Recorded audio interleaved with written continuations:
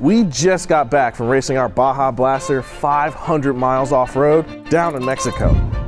We originally bought this Ranger for $500 and continued to pour $100,000 into it to make it as desert ready as possible before the race. That's a lot of money. And with that comes a lot of parts. We covered most of this build throughout the year in a bunch of videos, but I thought it'd be fun to travel down memory lane and compile our entire adventure into one video. So strap in, because this is the entire story of how we turned a little Ranger that looked like this. This thing sucks, dude. Into this.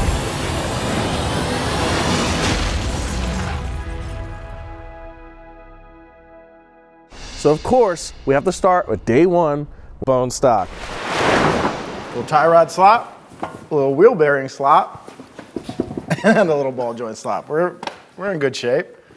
None of it's too bad. This feels a little bit better. Slop is still there, but more marginal on the wheel bearing. Tie rod, I think I'm just feeling the same thing as the other side since it's interconnected.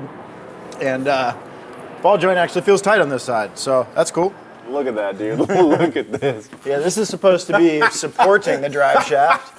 We got a two-piece drive shaft in the truck, and the center support there blown the F out. Yes, it is. Honestly, wobbly as hell. Pretty easy replacement, and it looks like nothing has been too damaged. Drive shaft looks okay. Well, let's not speak too soon.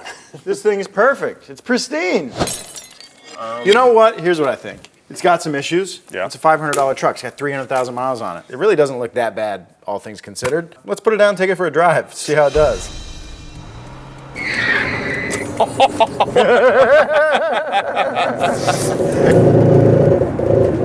Oh yeah, that doesn't instill much confidence. No. Oh yeah. Honestly, it could be worse. Could be worse. It's a little loose, a little sloppy. We'll do a little U-turn here. See how that Mash feels. that gas. Oh God. Oh God. What a piece of shit. Ooh, and a little heavy downshift there. Oh yeah. Whoa, power windows? Yeah, power windows, dude. This is a luxurious truck. Oh man.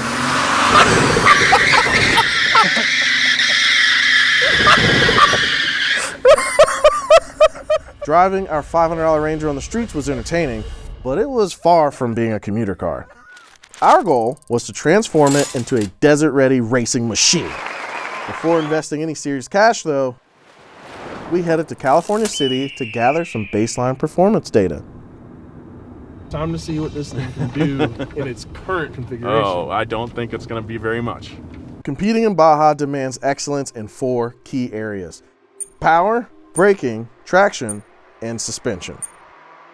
We designed specific zones to test each of these components, and afterward, we combined them all into one full circuit to set a lap time. First on the list was testing the engine. All right, Justin, are you ready? I'm ready. Let's see how quickly he can do the half mile on stock tires and stock engine. I have a feeling it's not going to be very fast. Let's see. 3, 2, 1, go.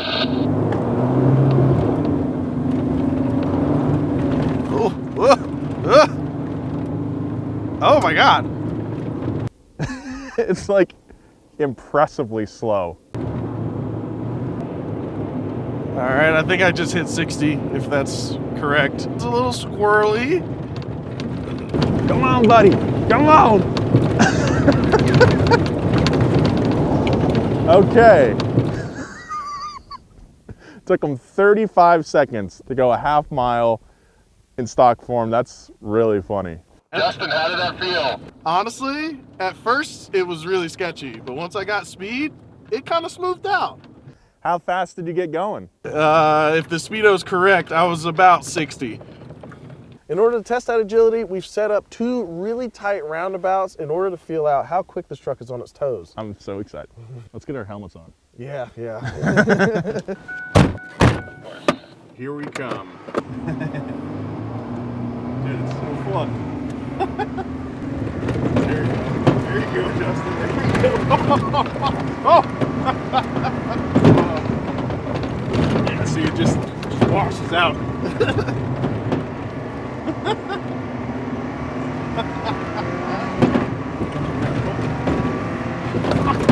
Oh, we need some better seats in here too. got 2 feet on the brake. There we go. There you go. There you go.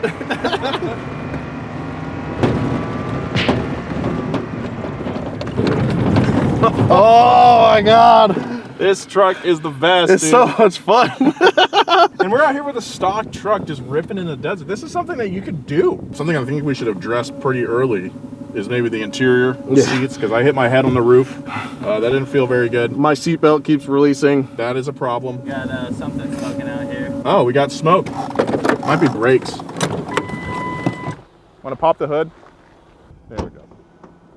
I think it's power steering, actually. We got a little bit of oil splatter. Yeah, because look. I mean, this cap is off. Oh, it's probably fine. We're going to test the truck's ability to handle some loose terrain by driving through this old riverbed. We have a cone about a quarter mile down that we have to loop around. Then we're going to try and make it back to the start. I doubt we'll make it around that bush over there. Let's go get stuck. Here we go, Justin. Oh, man. Keep your foot in it, buddy. Yes, yeah, oh. That's feeling a little loose. Stay in those tracks. Oh, It's actually working. we're light. Go, go, go. Yeah, dude, we're light. over the top. Oh, we're good, dude. We're good. We're good. Woo. Dude, okay. Keep it going. Dude, this is actually working. Oh my God. Wow. Oh my God. It's working. It's working. Okay. Oh, no. Oh, that's a deep thing. Okay, we gotta go around this bush. Dude, it's working. Uh-oh. Oh, no. Oh, we lost it. Oh, we lost it. Oh, no. Hold on. Let me push. Let me push. We're digging. Oh no.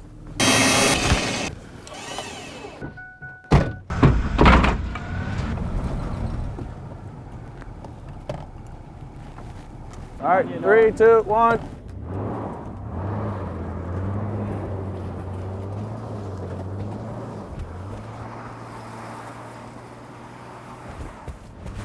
Okay. Good. We made it. Recovered. This is good practice because there's going to be a lot of this when we're actually in Baja. Woo, let's see what I can do next. So far, we'd gained a decent understanding of the suspension, but the true test for this little Ranger, tackling the infamous whoops. Let's see how this thing handles some whoops. I think it's gonna suck. 35. With today's sponsor, Hankook Tires, we're going as off-road as you can get. That's right. Today, we're driving to the center of the earth. Our Ranger is fitted with Dynapro MT2s, Hankook's most badass, hardcore off-roading tire. Its deep, aggressive sidewalls give you extra biting power in even the most dangerous terrain. The Dynapro MT2's massive open tread pattern is designed to give you grip in loose terrain like sand and gravel. Hey! Damn it. Should have used Dynapro off-road tires. The Dynapro MT2's scalloped shoulders help deflect debris and rocks to help protect your tire and give you extra grip in tough terrain. What in the heck? Turn back, surface dweller. Wait, Frank, look.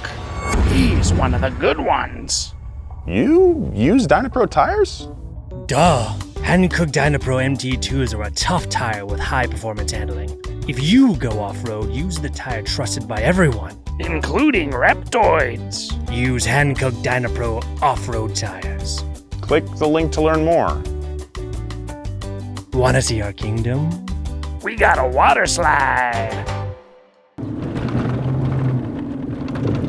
Oh boy. I'm feeling good. Oh boy. Oh boy. Oh God. Go. Jeez. Oh my God! Oh, here we go. Okay.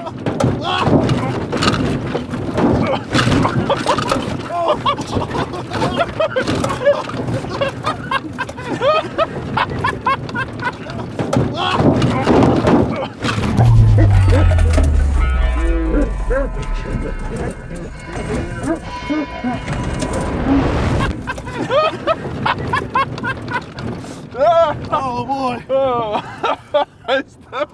It's the roof. The roof rack fell off. That was crazy. That was insane. we lost some weight. That was intense. That was so fun. It was banging on the roof, and then it got really quiet. Is it on the trail? At some point, I said this would fall off before the end of the day. There we go.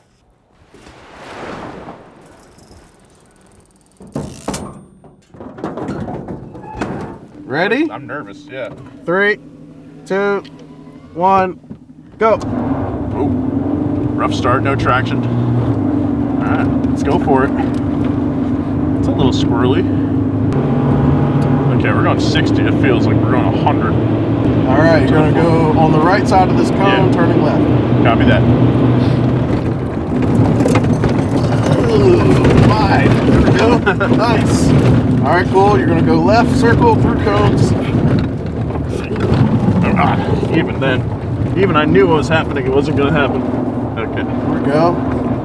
All right, hang it to the right side of the pole. Go Okay. slow. We're gonna go down a big hill. Oh, that's right. Oh, too much. Yes. Gasser, gasser. This is your right turn right here. Keep the throttle down. Yep.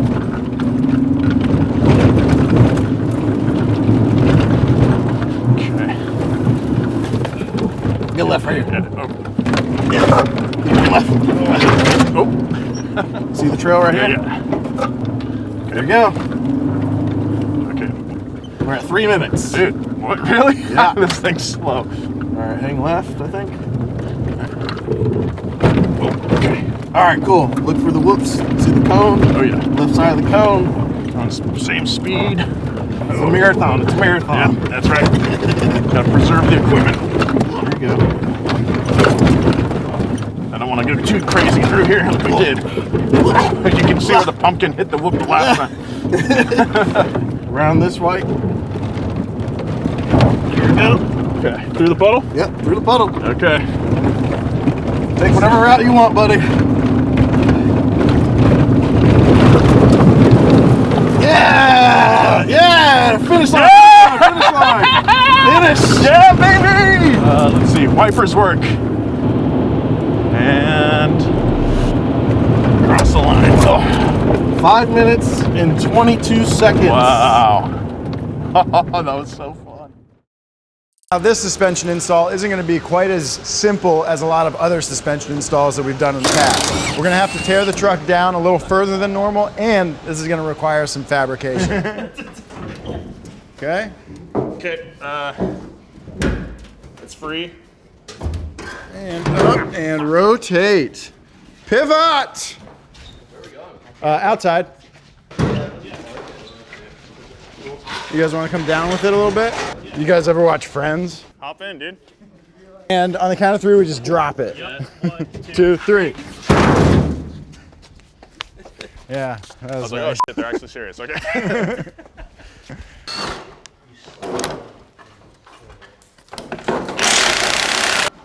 Oh, there she is.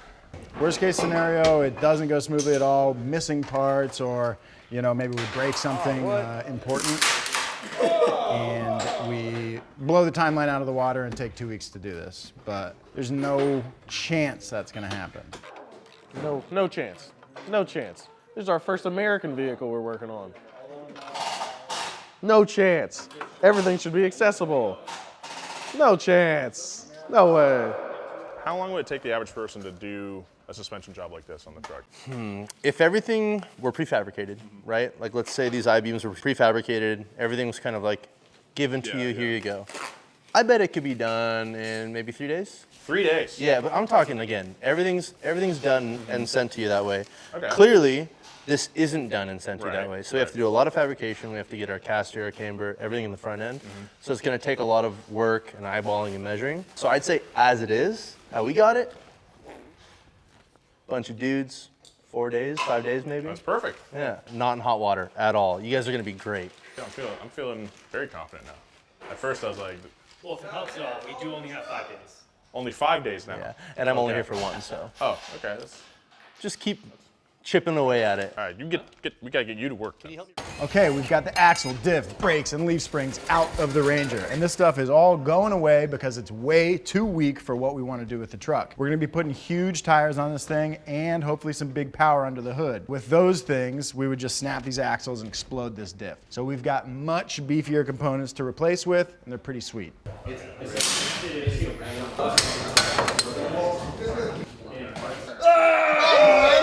Every part that we take off is literally 1/4 the size of the part that we bought. How heavy is this thing gonna be? All right, yesterday we got all the suspension removed from the truck, and today it's time to start the process of putting the new stuff on. The first thing we gotta do is assemble and install the mounts for the suspension. So today, no actual suspension will go on, but we are gonna install all the points that will allow us to mount our new suspension. We got my boy Mike Day here to help us with some of the fabrication and welding. You might remember him from some of the videos I've had him help us out with in the past, like the E36 roll cage. Dylan's still here. We got a lot of hands on deck. No, we actually have a lot to do, so let's get to it. Okay, right now I'm basically just cleaning up the frame rail so that we can, in the future, weld on our new suspension pickup points. So I'm just getting this down to bare metal, cleaning up the rusty bits, getting all the junk off, and we'll be ready to weld on the new stuff.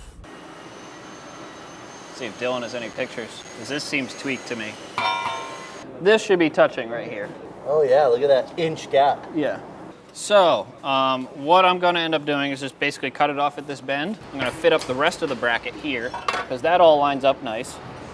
And then I can line this cut piece off back on this K-member and figure out where it fits the best, zap it back together, and it'll be like nothing ever happened.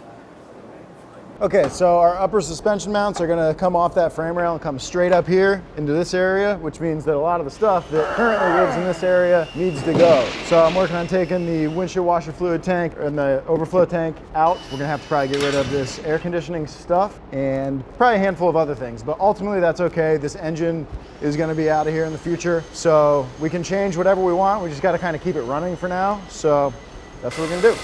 Gotta make some room.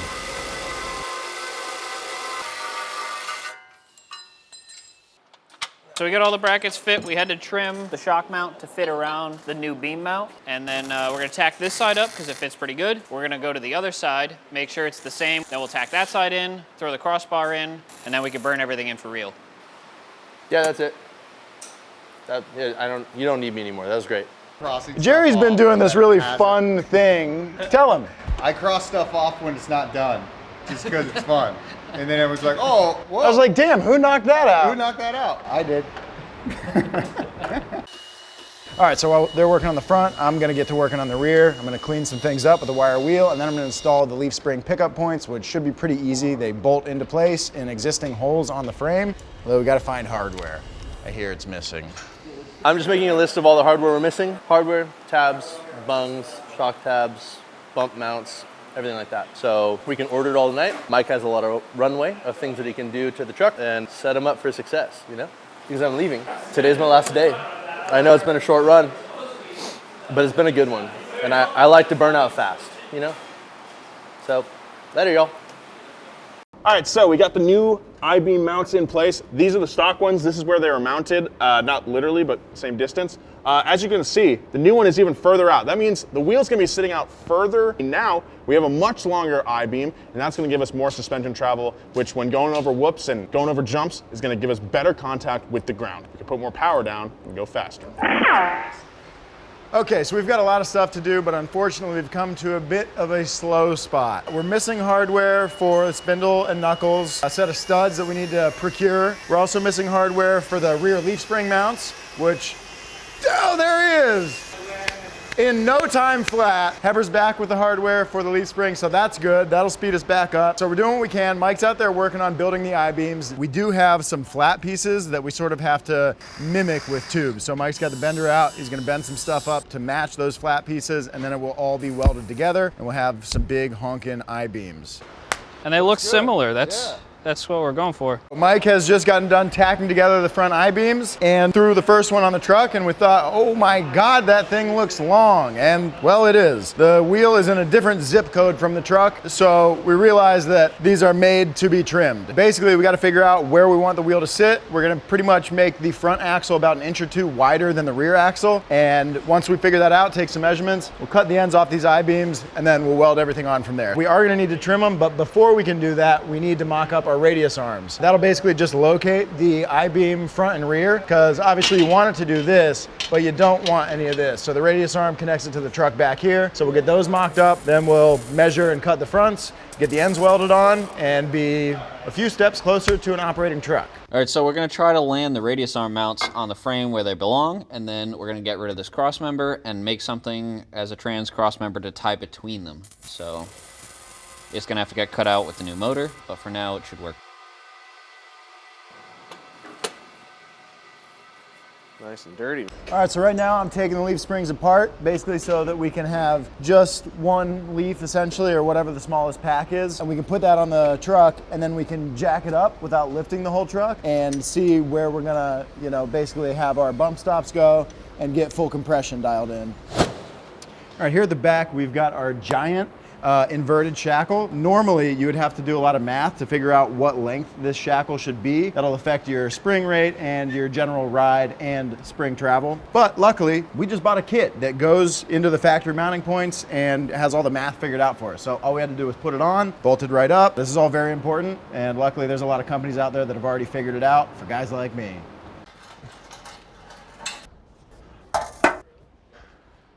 More parts to the pile. More parts to the pile.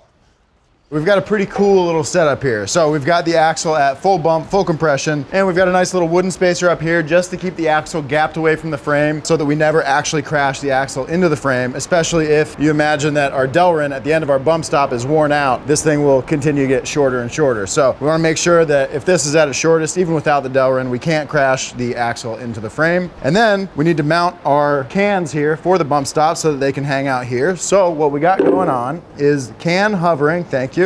I've got 2 inches of tape sitting on top, hovering this here, because that 2 inches is what we need with this at full squish. So that's just kind of, thank you, kind of holding that there in space so that we know where to mount it. And we're in the process of trying to mount it. That's why this is all cleaned up. We're gonna do some tubing across the cans and straight to the frame here. So the bump stop will live basically exactly where it is, but eventually it will be connected by metal. So we're getting pretty close to some stuff. Bump stops should be able to go in soon.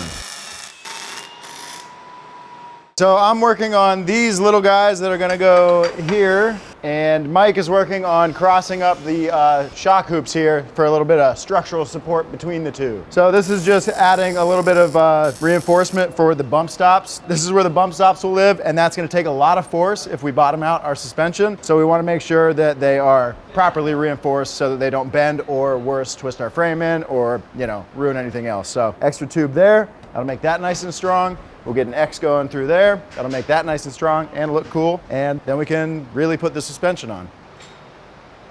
Yep, nailed it.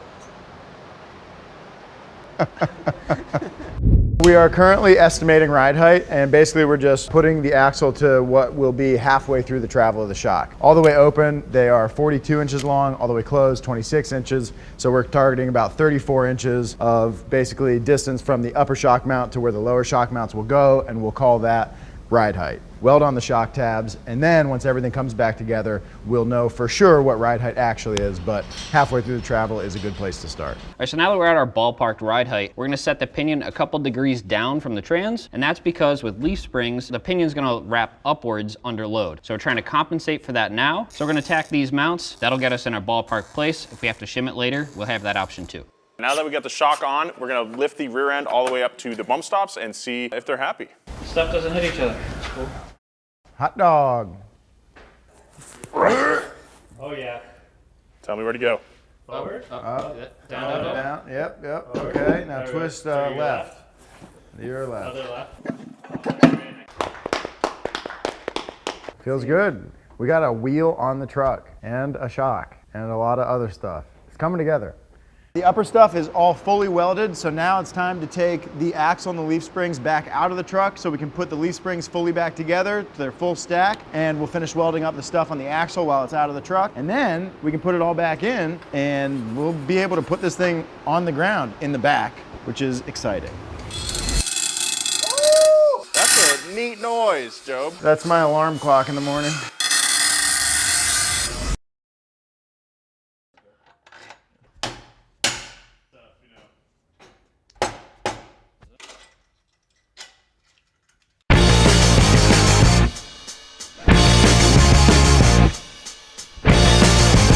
Our new collection is out now. Check it out at your local Zoomies, online, in stores. Yeah, my voice sounds like, because you know we out here killing it. All right, since these are cut to length beams, I'm using this piece of wood just to like bump up against the frame so I have a straight edge. And then I'm measuring off of that so that I can cut the beams in the same spot so the track width is the same on each side. I'm going 13 inches off of there, and that'll let us find a spot where I can line up this spindle.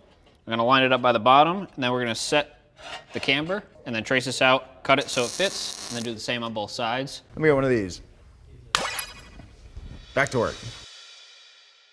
All right, so I have the I-beams all welded up. I'm starting to mock them up onto the truck. I'm gonna check my camber. I wanna make sure that it's pretty even either side. We do have camber adjusters here for the upper ball joint, and we have a degree basically either direction, but I was shooting for even either side, so that's what I'm shooting for, but it'll be fine with this much adjustment.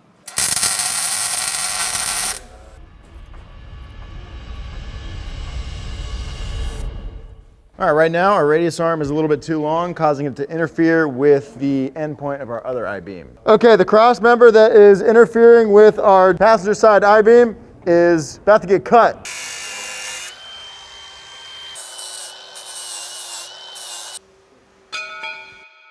Please clear. Woo, that's close. That's good though. Okay, we've got the passenger side beam and radius arm pretty much all done. So now it's time to make some room for those beefy ass wheels and tires we got. Gonna start with removing all this, then we'll throw the wheel and tire on, cycle it up, and if we need to make more room, I'll cut more. And if we don't need to make more room, we'll have a party. So I gotta get to cutting so we can get to the party.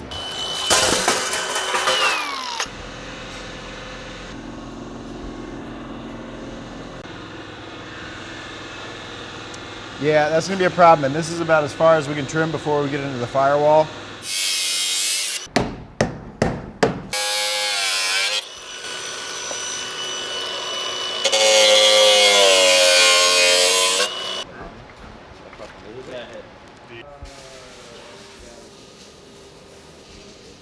Okay, so we have more clearance, but we still don't have quite enough. We're close, but we're still biting in here, and we're gonna have to make some room down here. I don't know if this is the best solution. Yeah, I don't think it is either. So since there's a bunch of clearance issues with the tires, I'm gonna add 3 inches to these beams. We already cut them, so that's kind of a bummer, but I've made these sleeves here, so I'm gonna sleeve it inside, so we'll get the space we need, and it'll be plenty strong.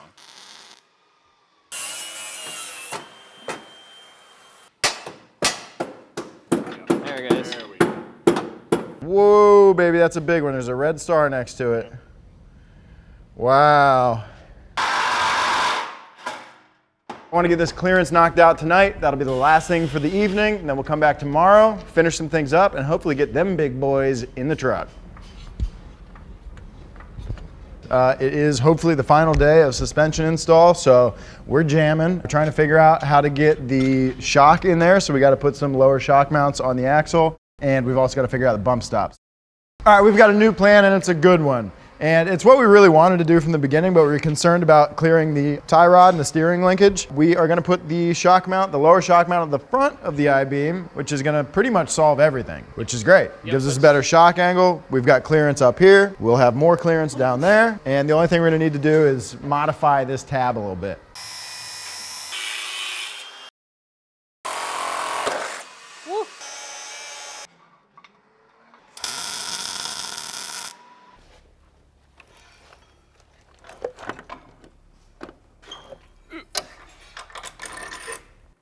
All right, I'm working on installing the last can for the last bump stop, so that means I have to weld the can to the truck where it's stationary and the strike plate to the beam so that, you know, the bump stop has something to land on.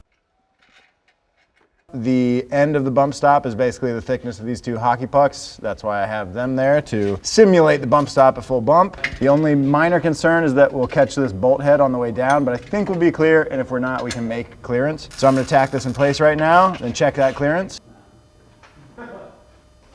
Whoa. Hey-o. We didn't clear it, so we're gonna have to grind the edge of that bracket, which is no big deal.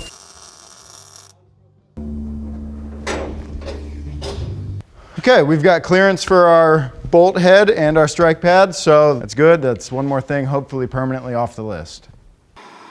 After all that battling with the torch and the puller and everything, we finally got off our stock pitman arm right here. This is what connects your steering linkage to your steering box. We did all that so we can install this guy, a new pitman arm with a 4-inch drop. Because we're adding such a massive ride height increase, we need our steering linkage to be more in line with our tie rods. With the steering linkage and the I-beams, that front-on view is gonna look insane. You're gonna be able to see Mike's handiwork and craftsmanship on full display. It'll be awesome. Now that Nolan's got the 4-inch drop pitman arm installed, now it's time to deal with our steering linkages. Now we are gonna try to reuse our OEM steering linkages, but they're too short. So we're gonna try to use them by cutting them up, sleeving them, making them longer, then throwing them in the truck. Whoa, who the hell did that? Not me. And we forgot to film it, but it's already done. Looks great. They're lengthened, and the truck should be able to, go left and right. All I got to do is throw this very last ball joint in, and then we are in business. Okay, one of the last things that we need to do for the suspension is install these limit straps. I've got the tabs down here ready to go onto the I-beam like so. This upper hole is going to meet up with this hole up here. You'll notice that right now it doesn't, and that's on purpose because we want the limit straps to limit the suspension before they reach full droop where everything's maxed out. So we're basically gonna weld these on, then we'll pick the suspension up about 1 inch. So as we lower this down onto the wheels and tires, the suspension will start to compress, and we will eventually have the right distance between our lower mount and the upper hole for our limit straps. We'll throw the hardware in it, and then we will be limited. Once we get the limit straps attached, then we'll pick the truck back up, and if we did everything right, they should be taut at full droop because they will be limiting the down travel of the suspension. And if they don't become taut, I'm jumping off the roof. I'll catch you. Thanks, Jimmy. Yeah, we're in the air.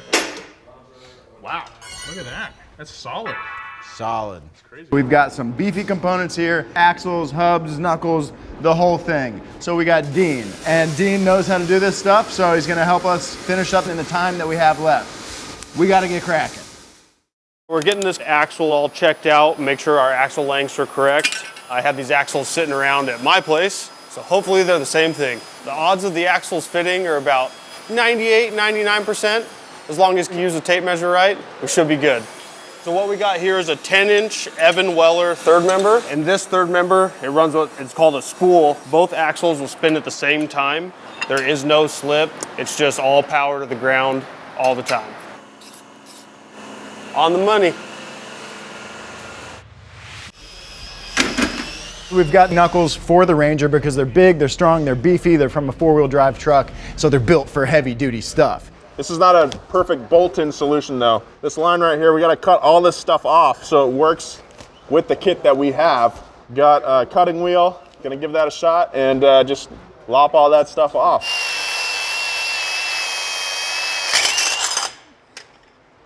Well, that didn't work.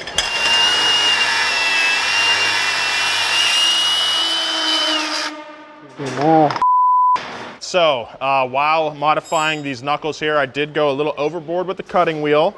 Cut in just past, it happens when you're cutting 90 degrees two ways, I don't know. Yeah, dude. Not to you, I guess, I know. since Jobe's the master. I would never say that. I want to fill this up. It's not structural at all, so it's not like a safety concern, it's just more of cosmetics. I want to fill this in with some wire, some welds, and then sand it off, make it look nice before we go ahead and paint it.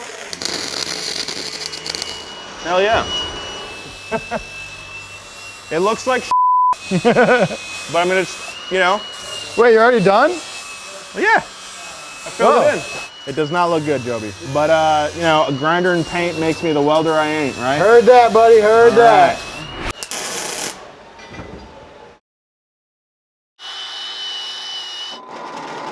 All right, it's time to slap this stuff together and see if we've got the clearance we need to have brakes. Yes. Clears.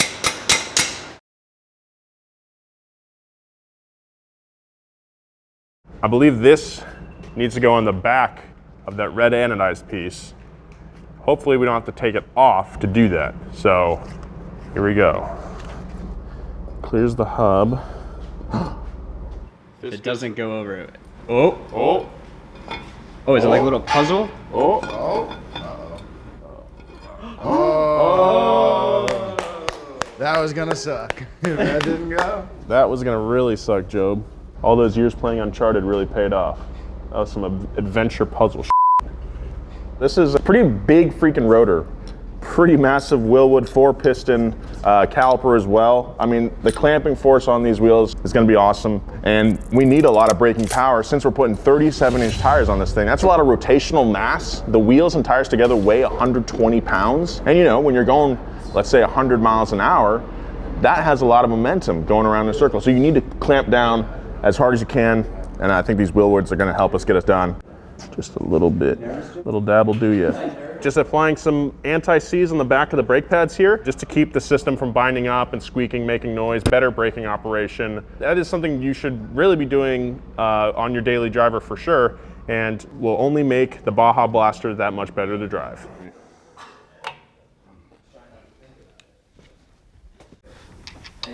So satisfying, it's notched out, so just boop, stays right there. Wilwood rules, dude.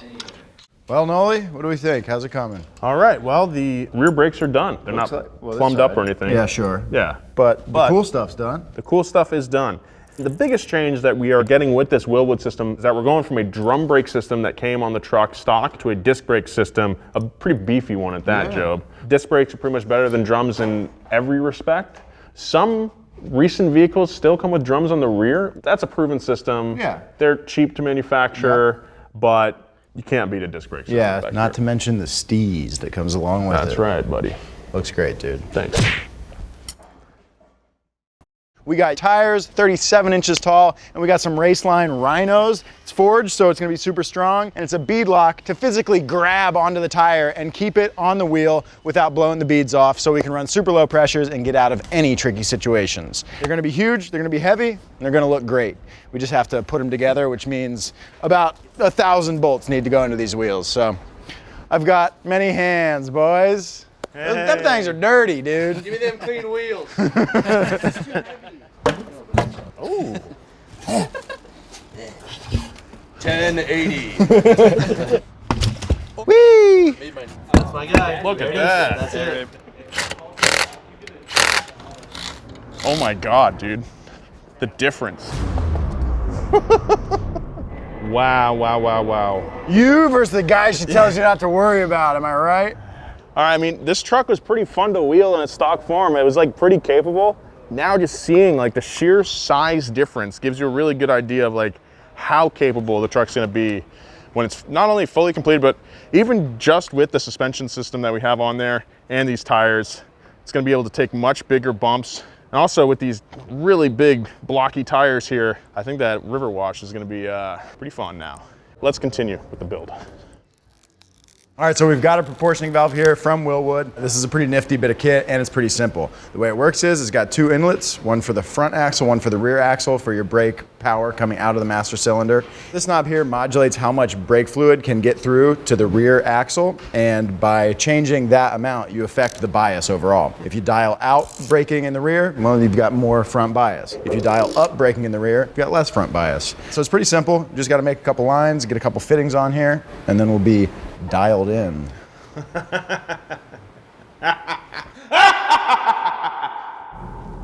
Okay, I'm starting to wonder if this is the right fitting.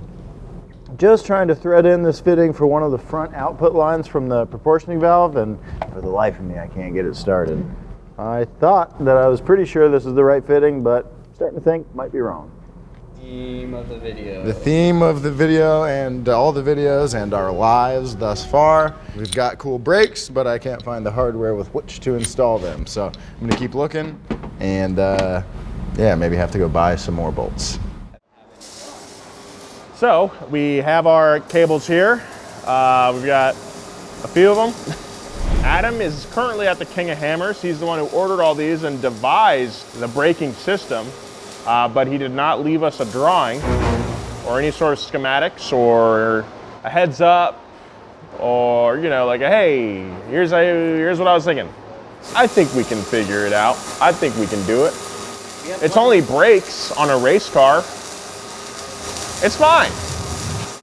So we're replacing our original hard lines from the factory with these longer braided lines. They're more durable and they're longer, which we need because now we have a lot more suspension travel, so our brakes are going to be further away from the truck than they used to be. We need some extra line to make that work, so that's what these are going to do. They'll give us plenty of clearance, plenty of travel, and they're very tough, so even if they do rub on something, which we're going to try to avoid, they won't immediately blow apart. So it's also going to be more resistant to bulging, which the stock rubber lines would have been, especially as they get older and degrade. When you put a bunch of pressure on the brake pedal, you can bulge those lines, and then your pressure is going into the line rather than into your brakes and slowing you down. We won't have that problem with these. No matter how hard we're pushing on the pedal, all the pressure is going straight to the caliper to slow this thing down.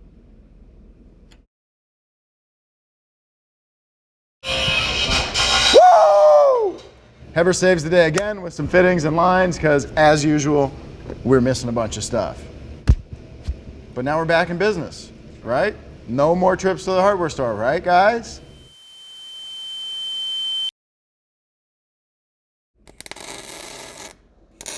All right, the brakes are officially on the truck, Jobe. We just gotta bleed them. And then head to the desert for some dessert.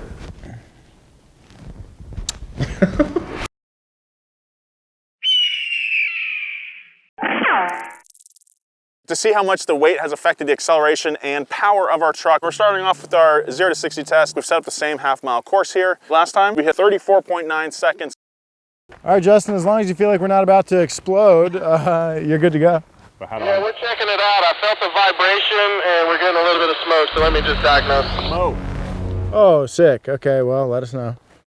I guess he's got a vibration and a little bit of smoke. And he said he thinks it's the drive shaft. That drive shaft is perilously close to the gas tank, which is one of the few things we really don't want to rip open. Or have smoke. Yeah. Okay, it should just be stuff burning off the exhaust. We're good to go. Okay, on go. 3, 2, 1, go! I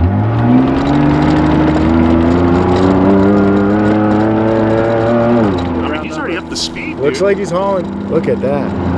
Oh my God, this feels horrible, but it feels faster somehow. 30 seconds. 30.78 seconds. So the extra grip from the tires overcame the added weight and got us across the line almost 5 seconds faster. That's incredible. It's pretty cool. Something's making noise. I think that's the drive shaft. That was the scariest 30 seconds of my life. Really? The carrier is absolutely gone. Our drive shaft support is completely gone. It carries the drive shaft, just kind of gives it some support in the middle, keeps it from doing a bunch of this, and it's not happy with the angle things are at, and it has left the chat, which isn't great. You gonna go grab the part? We'll go get it, yeah. There we are. Got 2 of them, not sure which one we need. One of them was a lot more expensive than the other. Stupendous. Yes. One should work. Yep. For now, neither one of these is long for this world, I think. So this drive shaft is the stock drive shaft, and obviously our rear axle, differential, all that is not stock. And we've got a lot more travel, so we need a longer drive shaft. But we really only need the stock drive shaft to get us through today. We just want to get through this testing. So while I do think that even a new support bearing is not gonna solve our problems, it will hopefully get us through today. That's all I want. Trials and tribulations on the trails. Sounds good. It looks smooth. Way to go, Zach. After that very fun fiasco, we're back on the road. The drive shaft is held in place currently. I don't know what that beeping is.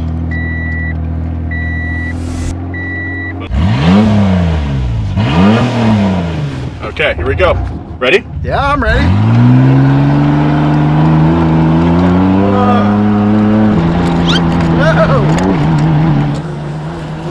Hey, it took that bump real nice. All right, let's see how it stops. Let's see, braking now. Okay. Oh, yeah. Wow, it slows so good. Oh, yeah, dude. It stopped way shorter than it did on stock tires. That was excellent, Joe. Yeah, that felt amazing. Oh man, this is so much better. Oh, yeah. Oh, you dude. got all the brakes in the world. No problem at all slowing down. Yeah, I mean, it just bites and dives. Oh, it was no and as problem it at all. dives so much, you get even more weight on the front, you get Dude. even more grip. That was excellent. We could have gone through. How'd it feel? Oh, it's so much better. Yeah, it that's actually good. slows down now. The brakes work, slowed us down, mission accomplished, but now we gotta put these tires to the test. I think it's gonna be a little hairy, Jobe. Why? What do you mean? Let's go to the riverbed. All right, low traction test, riverbed. Here we go. Here we go. Ready? I'm ready. Woo! All right, just stay on these ruts. Just stay on these ruts, yeah. Just keep it down. Just skiing, baby. Yeah. Engine's jumping around a bit. So are my boobs. All right, here they come. I hear that V6 screaming. Give her a shot. His brakes are working hard. He's turning. Oh my goodness. No. Yes, yes, yes, yes, yes. Woo! Come on. It can't be stopped. Yeah. All right, so our tires clearly have enough grip for this loose material here. I mean, look. Dude, look at this. Just chewed it up. Stock Ranger, we got stuck right about here. Tires sunk in. The rear end got stuck right here, but with that extra ground clearance, that wider contact patch, and those really gnarly lugs on the tire, chewed through this like nothing. Brakes, success. Tire, success. Now, test I've been waiting for all day, the suspension. Let's go to the whoops. Okay, belt on. Bash hat on. Let me tighten this sucker up, dude. Don't kill me. When to go. Just don't kill me. You're good to go. Ready? Yeah.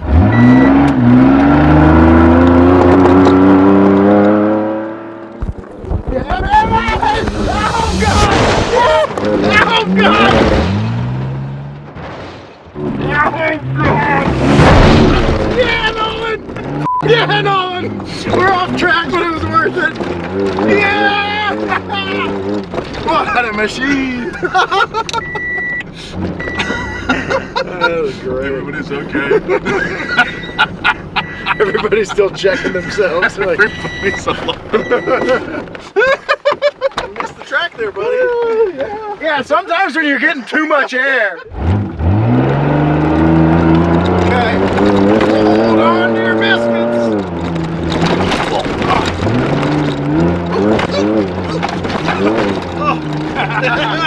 Dude, that looked awesome.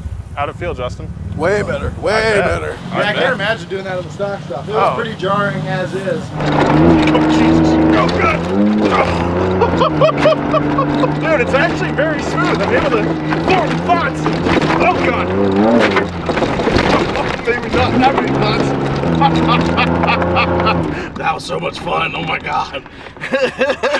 That's cool as hell. And we're just getting started. That's a tiny jump compared to what this thing's gonna be able to do. Off-roading is the best. Like, why do anything else, you know? Just go out in nature and have fun and drive fast. Like, ah. I mean, yeah, granted, we're $20,000 in the hole.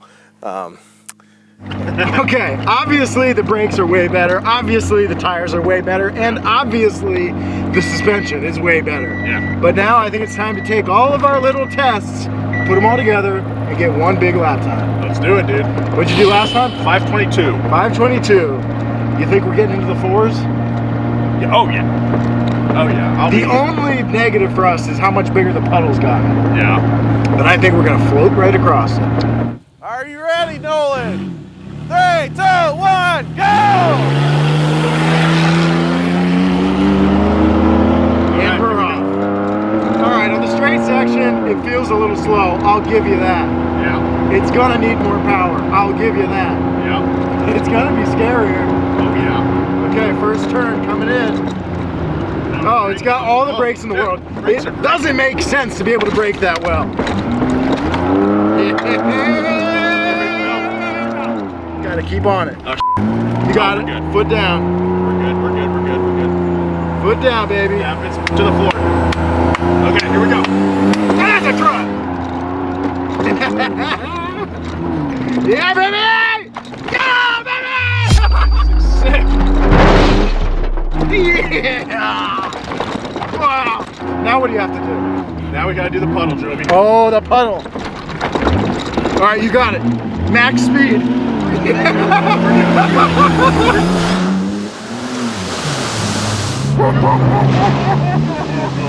We're not good. We're not good. Ooh, that was a huge splash. Oh no.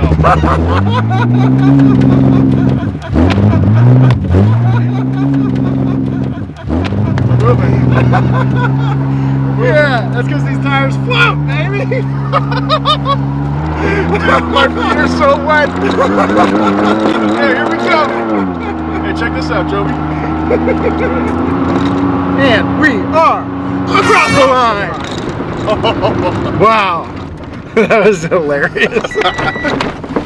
How was that mud hole? Oh, pretty deep. Sounds like you went quiet for a second. Yeah, I wasn't sure we were gonna get through, but we did. All right, what do you think your time was? Man, I hope like in the 440s. I'm gonna say 4:36. Ooh, you're both wrong. You're actually faster. 4:32. Hey! Almost a full minute. Yeah. Yeah, it's almost like all you got to do is completely reinvent the suspension, spend a bunch of money on brakes and tires, and then you'll get better at stuff. Absolutely. The Ranger's the best car we ever owned. All right, let's not go jinx it. All right, it's time to go address the power issue. Back to the shop, boys. All right. Which means we need more power. Which means we need a new engine. Which means we bought this LSX crate engine for $15,000. Did I mention that this truck is 28 years old? Just want to make sure we don't forget that. But 15 grand only gets us this LSX crate engine. We also had to buy a ton of supporting components to make it work. We bought cooling, fueling, electrical components, a fuel cell, a new transmission, and a bunch of other ingredients to make sure that we get the most out of this new engine. All together, including the engine, we spent $50,000 on parts just right here. That's not the stuff back there. Yeah. There's no way we make money on this video. There's no way. Yeah, so head on over to donamedia.com. I think Chewy's ready to go. What about you guys? Yeah, let's do it. We got a lot to do, boys. First things first, got to get the old engine out. I always forget about that. I don't know how. Jimmy! Oh. Hey. Whack it. Ooh. Oh, Jesus Christ. Cross brace out. The stock 4-liter V6 that's currently in the Ranger makes a blistering 152 horsepower. It's not going to be quite enough. So with the LSX that we're throwing in this thing, our goal is to hit 500 horsepower at the rear wheels. Oh, 500 horsepower. That's going to be super, super easy. And you're putting it in something that's how old? Applying for AARP as we speak. Radiator. Radiator. Officially out. Don't. So to get the engine and transmission out of this truck is going to be a little bit tricky, partly because this truck is so much taller than it used to be that it's going to be hard to get our crane to pick up the engine and transmission and clear the core support. So what I'm thinking is we cut the core support out. And that'll give us plenty of room to just pull the engine and transmission right out the front, super easy, plenty of room to put the new stuff in, and then we can bolt this back in and weld it back up where we cut it.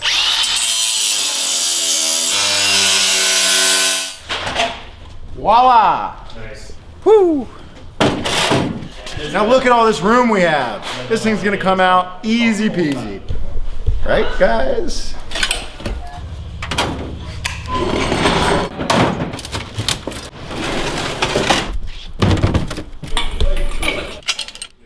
All right, students, let's talk about what it's gonna take to get 500 horsepower into our Baja Blaster. Well, it's gonna take an engine swap. So that broken down into steps is only 5 steps. Seems pretty easy, doesn't it? Step 1, remove the stock engine. That's what we're working on right now. We can also be dressing the LSX, putting some of the bits and bobs that we have for it on it that'll be easier to install outside of the vehicle than they will be inside of the vehicle. Step 2 is installing the LSX, which should be fairly easy. We just gotta hoist it in there, drop it on the mounts, bolt it in place. The big step and the majority of the work come at step 3. Just gotta wrangle the 5 elements. The cooling system, water. The drivetrain takes power down to the ground, the earth. The intake and exhaust, air. The fueling system, fire.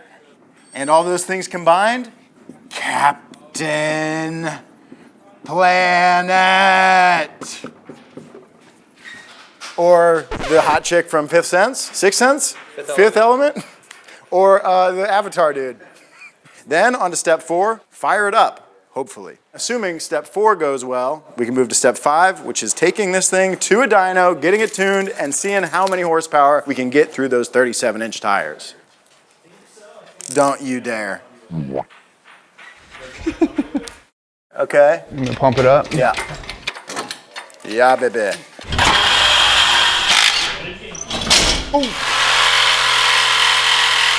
Oh yeah, no problem. There she we go. She's free.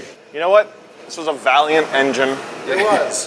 It drank a lot of water. It drank a lot of water, and it didn't die. Yep. So great job, little 4.0. You did everything you could. Dun dun dun dun dun dun dun dun dun dun dun dun. Dun, dun, dun. All right, Jerry. Yeah. I already did it. That's so much less satisfying. I know.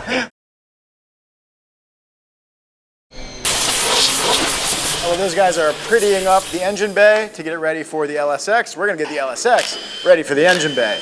So I'm about to mate the transmission and the engine, which means installing this flex plate, then slamming our brand new transmission on the back of this thing, and then we'll put them in the truck as a unit. This is an automatic transmission. This is a 4L80E from Gear Star out of Akron, Ohio. Oh, that's a hometown of yours. That is a hometown of mine. It's super beefed up, so it's gonna be able to take plenty of abuse that we're gonna give to it via this LSX, and hopefully there will be over 500 horsepower coursing through this transmission. A little more tilt. A little more tilt, yep. A little more right there. Go in, go in, go in. Holy crap. Gorgeous. Yeah, automatics is pretty easy. There's no splines. Yeah. If you can't tell how easy that was, editor, could you please insert some of our struggles with past transmissions? Okay, yo. Oh, God almighty. So you might be wondering why we went with an automatic transmission over a manual transmission. Yeah, I want to know that. Well, think about it. Okay. A lot of times these trucks are built to do like long races. You don't want to be shifting that whole time. And I mean, these things have so much power, it's not like you have a hard time kicking the tail end out if you want to. An automatic is going to be pretty reliable. We're not going to burn any clutches out, doing anything stupid, and it will be a little bit more comfortable. That said, we are going to have like a ratchet style shifter so we can choose what gear it's in. Yeah, baby. And we won't have to clutch, so it's going to be a pretty choice. They built this for us custom. They took into account what rear end we have in the truck, so this thing is geared to work with that flawlessly. We'll have a top speed of, they said, 385 miles an hour. Dude, yeah. We're coming for you, Elon. I would like some beef jerky, please. Well, okay.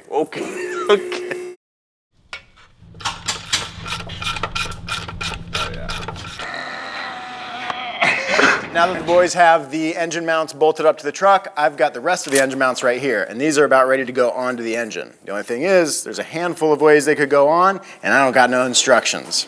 So we're gonna take some measurements and try to get it right the first try, but we might not.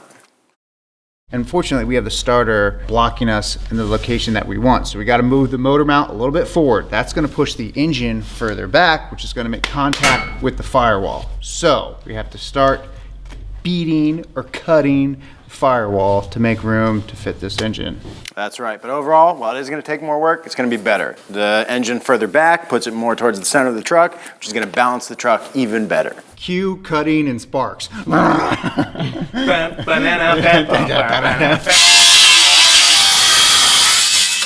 Beat stick. Beat stick. Okay, stabilizers. Stabilizing. Okay, now drop it a little. Oh, hey now. Hold on, hold. Brake line is pinched between the block and the frame. There we go. Right here. Okay, all right, so we're getting real close. We Yeah, just need okay, to so push your that. engine mount is like touching, I think. We didn't quite get it in, but we found out where we're having clearance issues, so we're gonna pull it about halfway back out just till we have room, make some clearance, give it another shot. But we were closer than I thought on the first try.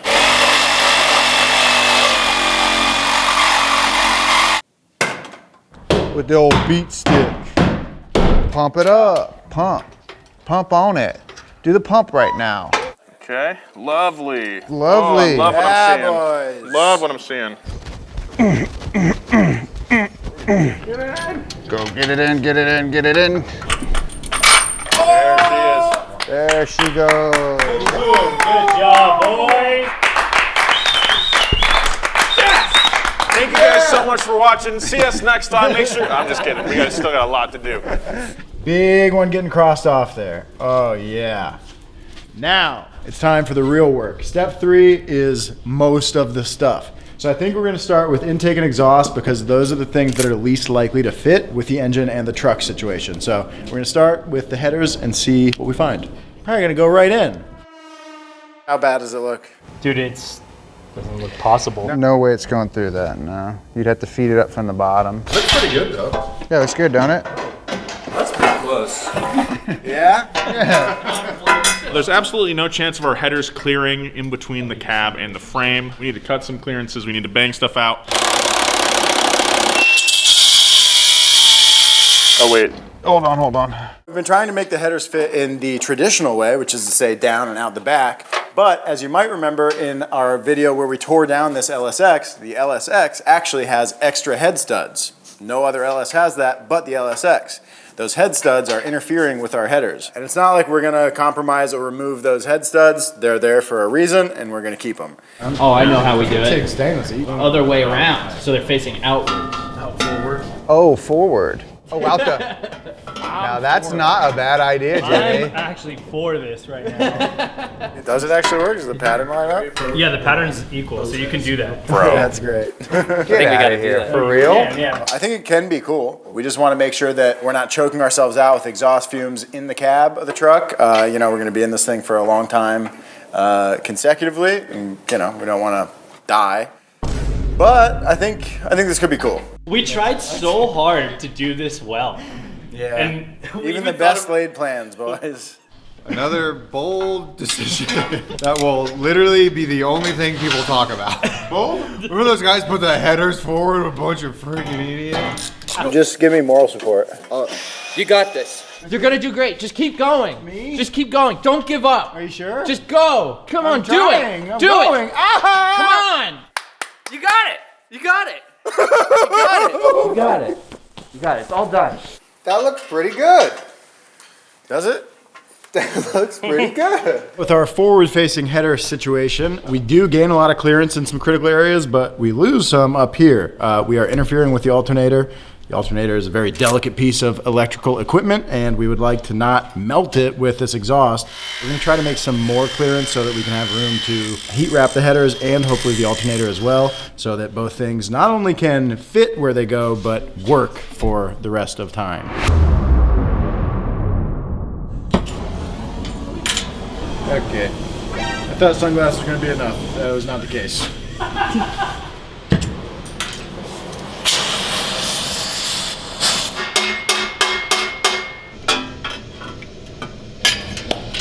Good job, boys. We're looking good.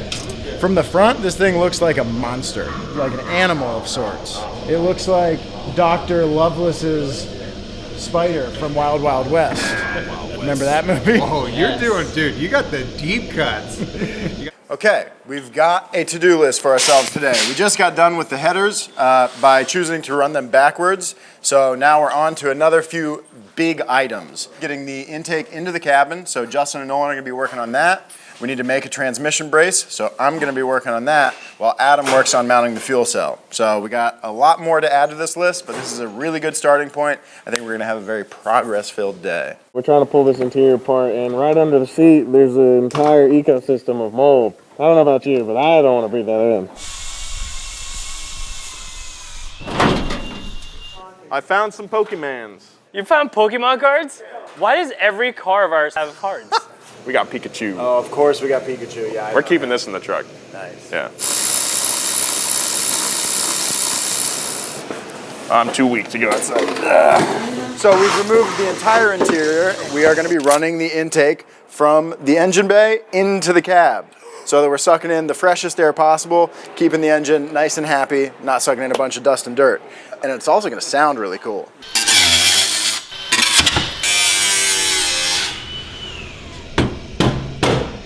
Nice.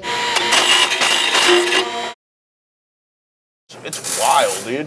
That's excellent. Yeah. This is so weird, but I love it.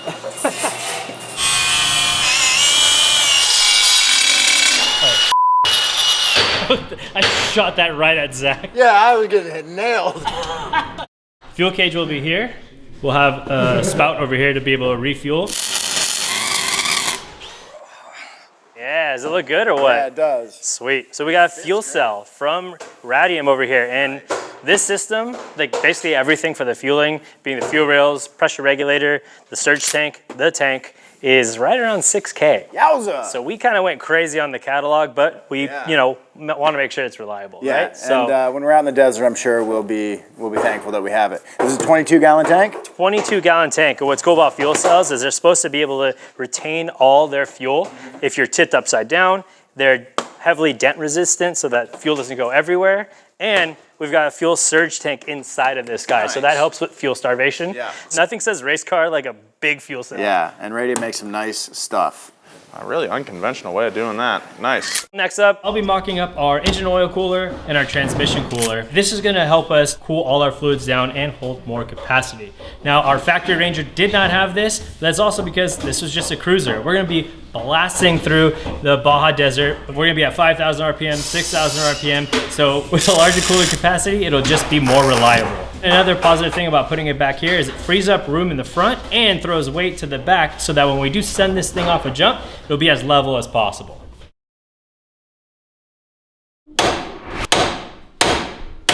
Oh, steering box out. And we get the new one in. Oh, baby.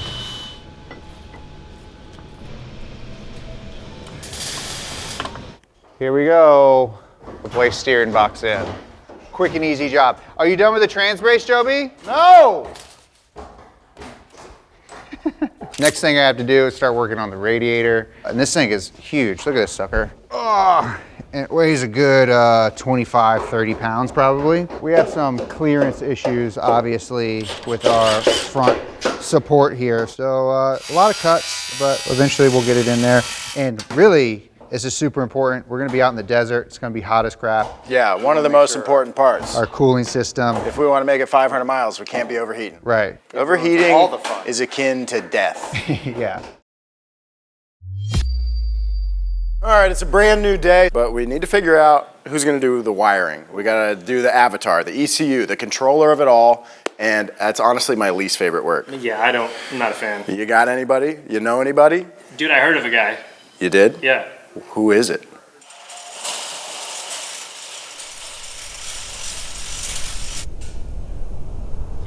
Oh my God! Hey, I heard you guys needed some wiring help. Just who we needed. Yes, dude! We've got the one and only Aaron Parker here to help us out with the wiring. That is his specialty, and I couldn't think of a better person for the job. What am I doing? Wiring that? Everything. Yeah, you just gotta like make it all work and stuff, and Looks like got my work cut out for me. So my plan today is basically to attack what I like to call the foundation of this truck, which is your battery charging system and the starter, installing our switch system, and then asking the guys how they want the truck to function. When they hit a button, does the fuel pump come on or does the ECU control it? It's all up to them, whatever they want. I can get it done. First things first, check out the truck.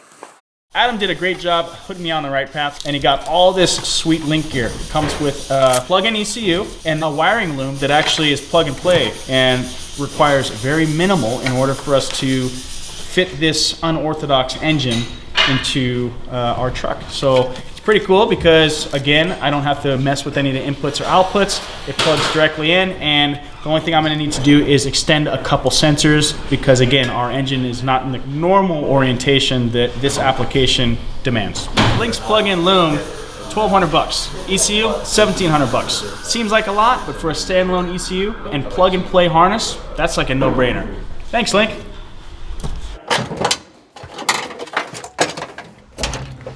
So in order for Aaron to get all the new wiring in, all the old wiring has to come out.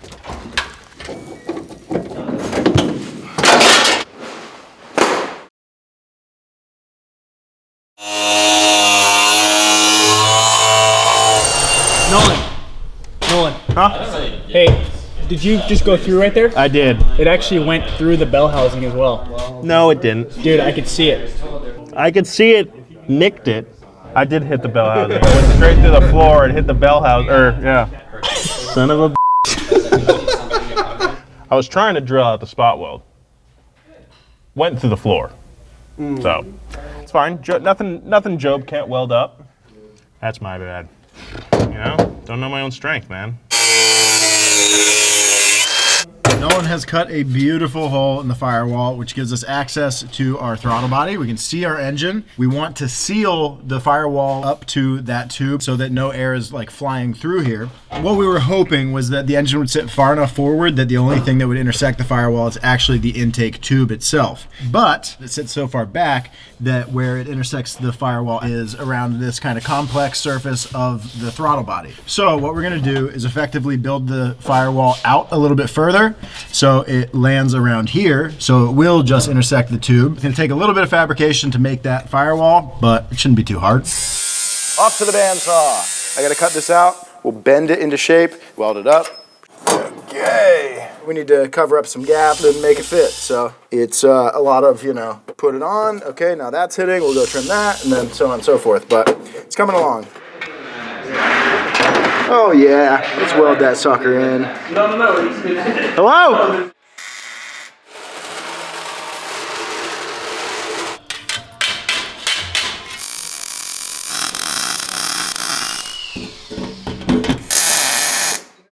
That's pretty sweet, Joby. Nice job. Yeah. Very cool. That's gonna be loud in the cabin. So it's a fart evac system. Yeah. Oh. A fart evac. No, you can fart as much as you want. That's right. And then will just eat them up. The methane gas will actually help. Yeah, it's like nitrous, but organic. But nitrous. Nolan, we need more juice. Funneling beans. Just refried beans. We're giving Nolan the beans.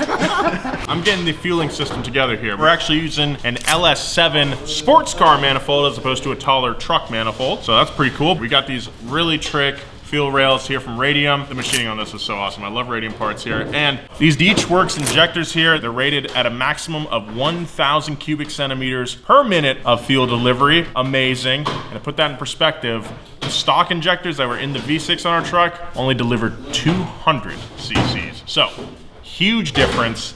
This system is going to ensure that our engine is getting all the fuel it needs at all times. Looking lovely. Fuel rails and injectors are on. They're in the intake manifold, and the intake manifold is about ready to punch into the cab. Yeah, that's pretty big. Yeah. Chewy! Come here, bud. Come right here. Come right here. Oh, thank you. This is so safe. We got this thing pretty heavily tacked in, pretty tight to all the sheet metal of the truck. So now it's time to actually make the hole for the intake, confirm that it's in the right place.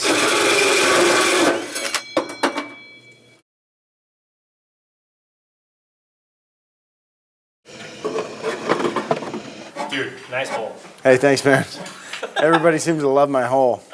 Today I'm going to be working on the battery and the foundation, getting the battery master kill installed, and running the cable up to the starter and the alternator.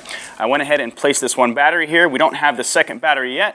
We could be running this truck with just one battery, but in the middle of the desert, two's better. If one battery dies, there's a higher chance of you making it out of there.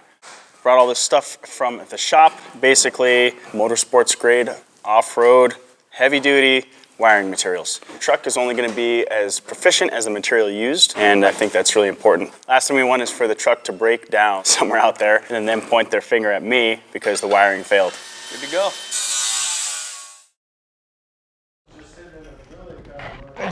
The smallest and easiest install, but I'll take a W when I can. That's right.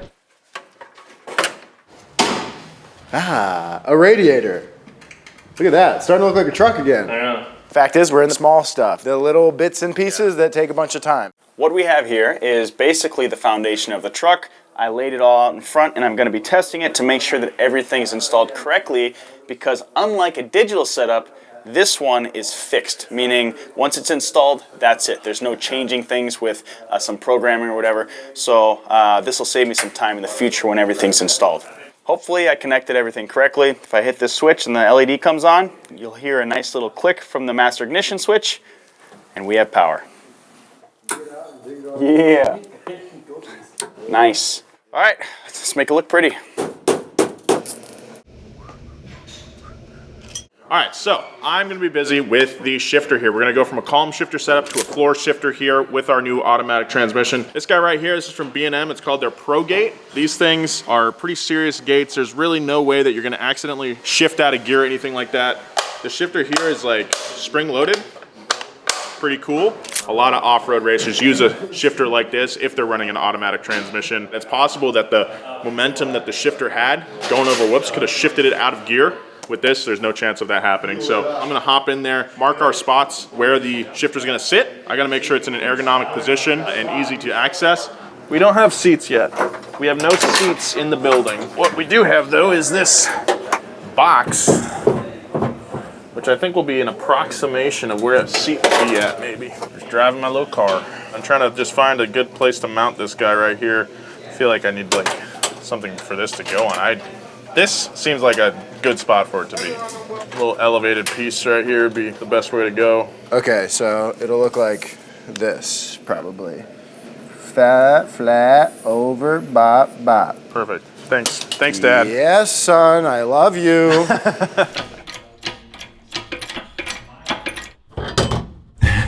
This piece of metal is way stronger than it needs to be for the job, but it's what we had laying around, so I just bent it up and we will attach it to the tunnel here. Oh my God. And attach the shifter to the top, and then attach the shifter to the transmission, and then we'll be shifting. Ready? All right, it's in park, so go reverse, neutral, and then the other ones. The shifter is hard mounted in the cab and it's actuating the shifter arm down here. So shifter is done. I hope it works. That looks awesome. We got the radiator done. Finish the power steering pump.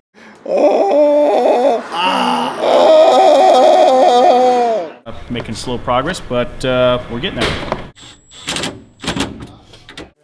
There we go. Ooh.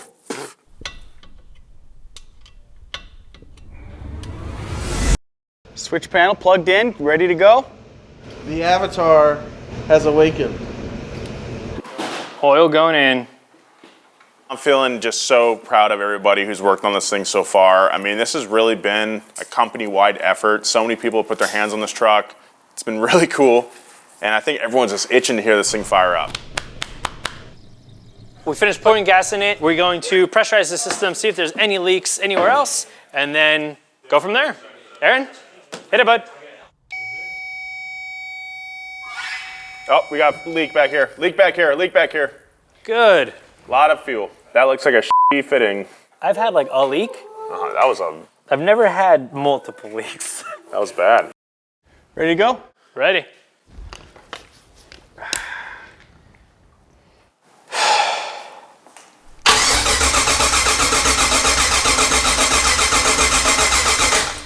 No sparky. I don't hear it.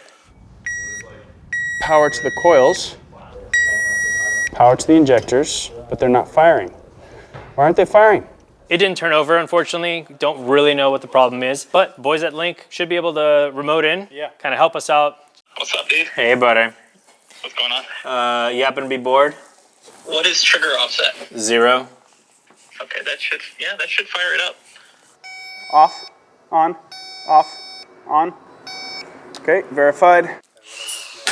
All right, so it turns out we were getting signal to all the coil packs. Initially, we thought there was no signal. What was weird is that nothing was firing. Maybe 1, 2 are bad, right?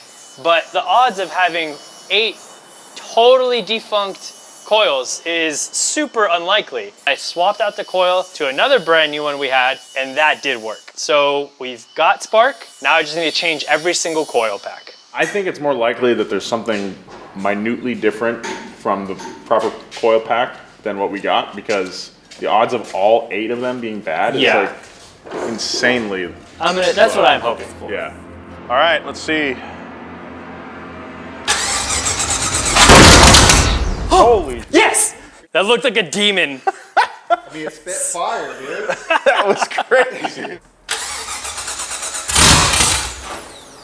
Go again, Oh, it's getting there.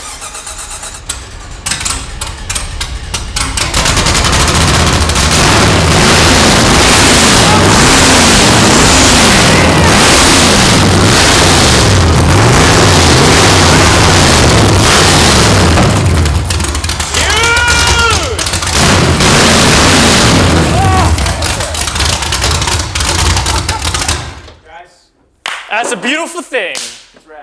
All My right. God. Off to the dyno.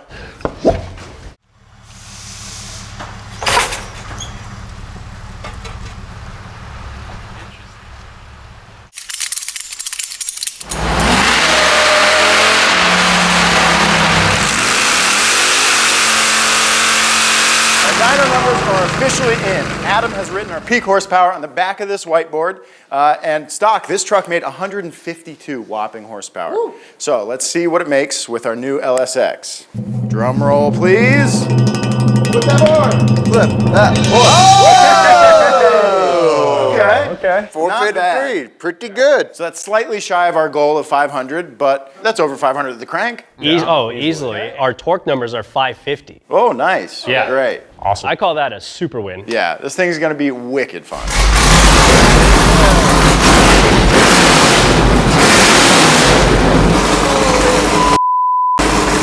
Oh my God, that sounds awesome. Dude, that sounds so good. Doesn't it sound, yeah, dude. Holy crap. This thing's gonna be safe and steezy. Yeah, it is. We got a lot of work to do. Dude, I'm in build mode right now. Oh yeah? Uh-huh.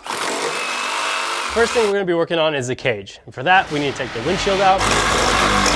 Oh, nice. We're also gonna have to take off this steering column air conditioning doohickey. It's pretty interesting that they put all of it into one. This has gotta come off and then we'll be good. As usual, this is another massive job, and we only have a few days to get it done before we go back to the desert. So we brought in our friend Mike Day for a little bit of help. So once again, I've been tasked with the fabrication on this. We have a pretty nice pre-bent cage and everything's laser notched and everything like that. So the first thing we're gonna do is cut out all of this structure, this front support, the rear back here, because the cage tucks up pretty far. A lot of cutting, yeah, definitely a lot of cutting. Got everything mocked out here on the floor, and we got some good news. Looks like we've got all the parts we're supposed to have, just need to be put in and welded together, which we can do, especially because we got Mike Day here. But before we do that, I need to do something very important. First try, right? Whoa. Okay, now that that's done, we can start working on the truck. I got to do some manual labor today. Feeling pretty good. Feeling frisky. Got to drill out some fat rivets so we can make way for what? We're just starting with this lower bar that goes parallel to the frame down here. It is going to totally replace that body mount at the back on both sides. Just a few more rivets to drill out. Can you go forward or is it locked in? That's it. Yeah, it's just still like a little off. So I think we chopped that. This rock slider right here is really kind of the foundation on which the rest of the cage is built on top of, yeah? Yeah, so this bolts the side of the frame, all the cage lands on it, so it's really our starting point. It's a little different because on some of the other cages you built for us, we have those kind of just flat plates that you've welded to and everything like that. This is just a lot stronger for this type of thing. Everything else has been a unibody car we've been putting a cage in. This is way heavier, you're going over way bigger stuff, and your chance of rolling is way higher. You have to mean it a lot more with a cage with this.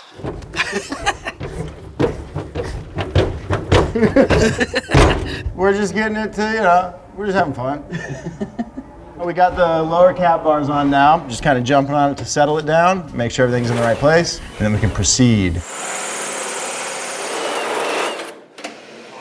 From in here and out. That way? Yeah. Watch out, everything's like lethal sharp up there. So that should fit, and this guy should do this. Opa! We've got basically all the main tubes in, all the stuff that punches through the floor. A couple clicks, and then we're probably pretty close. Yeah. We're just basically pinching this bar because it's not quite enough tension until we tack everything. We're gonna need more ratchet straps. Yeah. All right, so while the boys are fabbing up the cage, I've been tasked with the duty to figure out communications and navigation. That's gonna be super important when we're out in the middle of the desert. We want people to know where we are and where we're going. So I got everything laid out here. I'm gonna test it first off the truck before I install it, just to make sure everything works good. This little box right here, this is our comm link. So this will allow us to have communication between driver and co-driver. This allows us to talk to people on the same channel. So we got a big antenna here. This will go on the truck. Another follow vehicle will have the exact same system. And we also have this line filter because the engine is producing voltage off the alternator. You can get some static. So we're running that. That works great. This thing smells kind of weird. Oh, it makes a cool little noise when I push it. Well, push and talk. Hello. It's just going, whee! Yeah, I hear that too. Keep talking, keep talking. Talk. Keep talking. Oh yeah, talk. I know how to talk. I remember. Okay, now keep. Oh, now I hear you. Now you hear me? I hear you. Okay, go far. Okay, I can hear you in the headset for sure. We're gonna have to bump the volume up though. Yeah, dude. I need hearing aids. Because I can't hear. But these radios, they gotta be. Oh, okay. That's the problem. Oh, we were just too You far? can't have it here. No, it's gotta be like up against your mouth. You're eating the microphone. That's how it is. Can you hear me breathing? We are all wired up and it works. So once the cage gets installed, we'll install all this in the truck and we'll be ready to rock. Got a couple tacks in place. Hopefully none of these tubes come crashing down. All right. Hey, no concussions yet. Huh? Tubes. Tubes. Next thing I'm gonna do is mark and cut the roof off this thing. We're gonna do that because we have to weld the top of all those joints. You're just going straight from the windshield all the way back? Yeah. That's crazy. It was a $500 Ranger, right? Dude, welcome to Mike Day World, dude.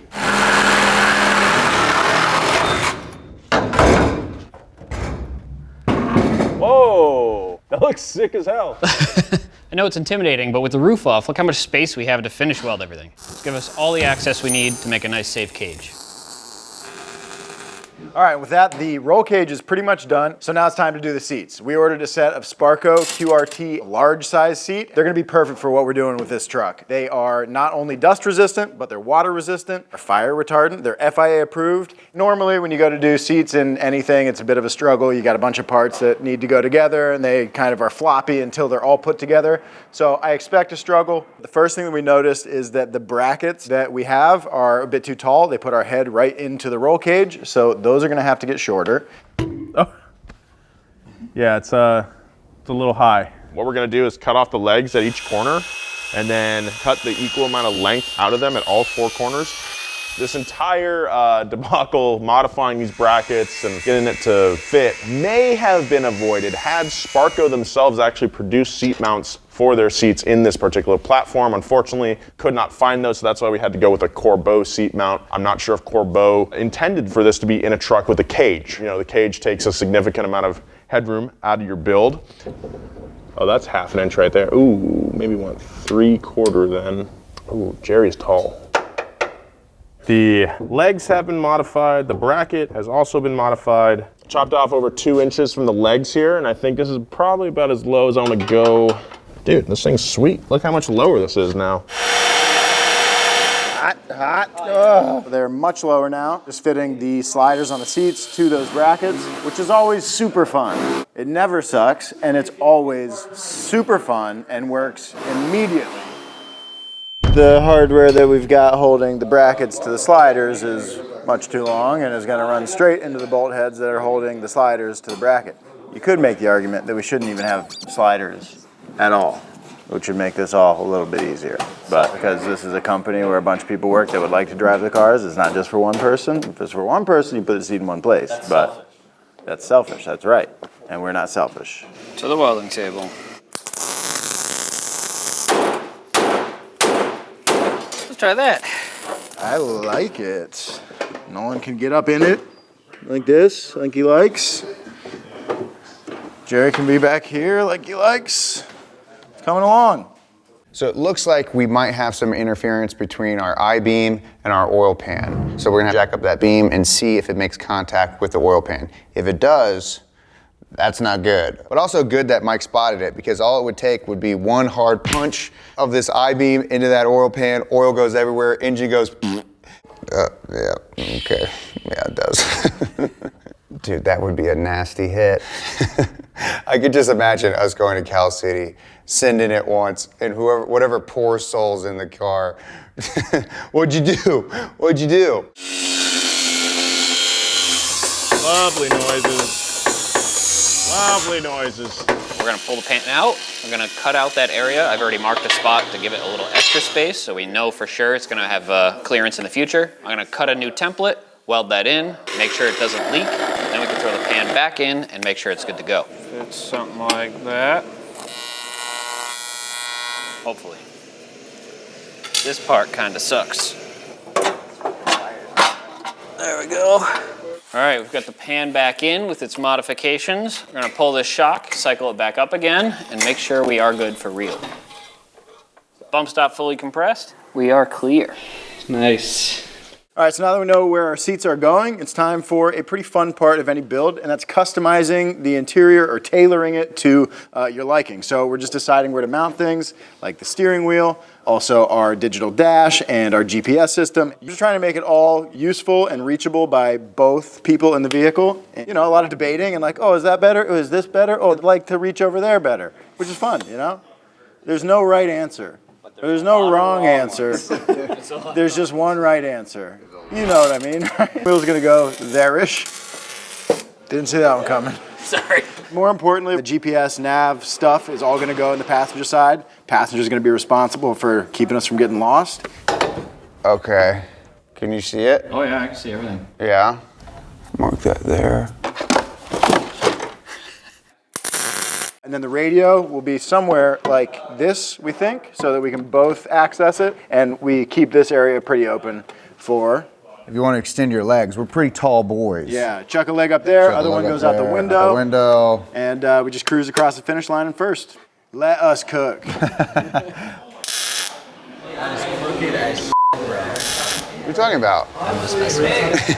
Okay, so that ends up like that. This angle like that. So we'll be like this. It's a spicy sounding welder. Sounds good. Our little panel down here is ready to go. I'm going to put our master power switch, thank you, right here. Great. And then our little switch panel here, that'll look really nice. Jobe and Jerry crushed it, dude. Don't even have to look at it. Just boom, start button, ready to go. Next thing I'm going to be focusing on is our fire suppression system. Got this from Sparco for about $500, and you know, it does what it says. It's a fire extinguishing setup that both the driver and the passenger can trigger by pulling a lever, and it'll squirt fire extinguisher goo onto places where we put. So we've got these metal lines that will kind of run throughout the cab, point in a couple important spots like our bodies. So if a fuel line bursts and we start a huge fire, or if Jerry's magnifying glass accidentally, you know, hits the sun and catches our seats on fire, we can just yank a lever and extinguish ourselves immediately. So keep us from turning into human chicken nuggets. What? I should live right about there. Damn. Yeah, it just reminds me of being a kid in the jump seat of an old Ranger. The next part of our fire suppression system is mounting the actual triggering mechanism. Just this little pull job right here, just a little cable. So I whipped up this little bracket that will go right here above both driver and passenger so we can both easily reach it. We got our lines for our fire suppression system. We have our fittings. I have a nice little diagram that will make this super simple. All we got to do now is start cutting lines and mounting stuff up. Sharp. Yeah. You guys are doing great. Oh yeah, baby. It's like it came from here. All right, it's the last day. We got to get this truck to California City tomorrow. There's a lot of finishing to do. Seats got to go back in, steering wheel, all the electronics need to be tidied up. Fire suppression system needs to be finished. The antennas need to be mounted. And we got new tires on our wheels. We got a set of Hankook Dynapro MTs. Hankook is actually the new official tire of Donut. We've got a jam-packed day, hopefully, and hopefully we'll be shredding this thing in the desert within 24 hours. You sound so confident. Oh, like 15, hopefully. And you know, when you're just standing there on your phone. I can't get in here. What do you want me to do? What do you mean? We both fit in here. Come on in. Guys welding, throwing sparks everywhere. Just get in here. Yeah, just go blind your eyes down, get wet. All right, I'll start working on the antenna then. I can't get in there. So this antenna, per the instructions, which I didn't read, says to mount this in the center of the roof. That's called a mistake hole. That's called a hole where I drilled it, and then Nolan came in and be like, hey, when you mount the antenna, mount it in the center of the truck. Literally 2 seconds after I finished drilling it. That's just a hole to remind us that friends are great and building cars is fun. That looks ridiculous. This looks absolutely ridiculous.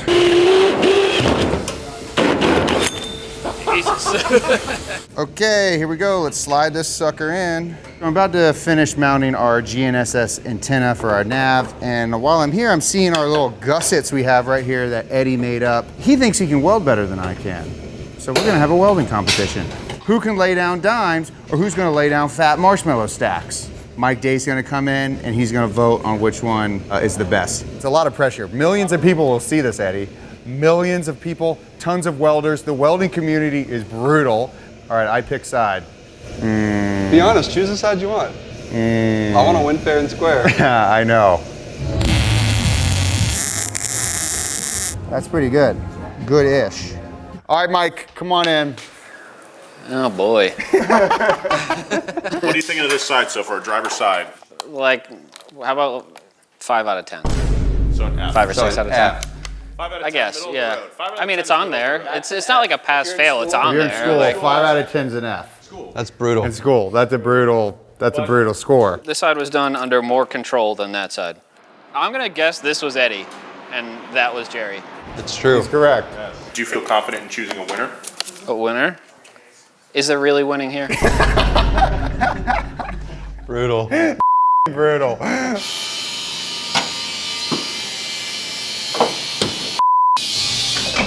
Oh God. And that's how you install a seat gracefully and without making a fool of yourself in front of hundreds of thousands of people. We are getting very close to being done with the interior of the Ranger. We're installing one of my favorite mods here, harnesses, not only because I'm a neurotic worrywart, but also because when you have harnesses in your car, that means it's officially a race car. It's been a lot of work. So before we go testing, I think the last thing we should do, I know we're all a little bit fried, but let's see if this thing still runs. We've taken everything apart. That's a good point. Put it back together under duress. Yeah. So let's make sure it still runs. Master switch is on. All right. I have never started this thing. Just hit the start button. Yeah, you gotta hold it until it fires. Yeah. It's gonna crank for a while.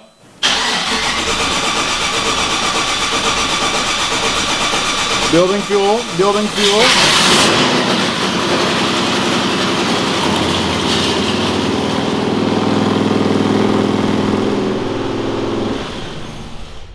This thing's gonna rip. Oh my God, dude. Let's go to the desert.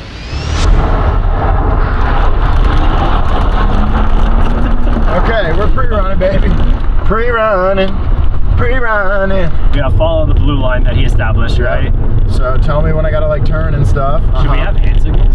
Well, I am worried about the communication. I mean, we do have the headsets, but we don't have a windshield. So we got a bunch of wind coming at us and an LSX just screaming. Yeah. Point? I think, we'll stick away from physical violence, but Straight away. All right, you can pretty much huck it through here, I think, right?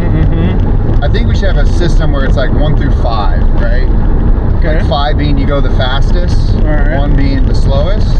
So while those guys are marking out their waypoints, let me give you a quick rundown of our course. The run starts off with a long straight before hitting a sharp 90-degree turn. Having their waypoints dialed will be important so they don't accidentally run past this turn right here. All right, slow down. We got a right-hander coming up. That leads into some long sweeping lefts and rights before sending the teams through some seriously bumpy terrain. Yeah, this is a feature we should mark out. You hit that at speed, you're going into this dip. After a series of long sweeping bends and sharp corners, they'll approach an asphalt road. Here, they'll stop and switch drivers before continuing through the course. Oh yeah. We'll mark that. Couldn't see that at all.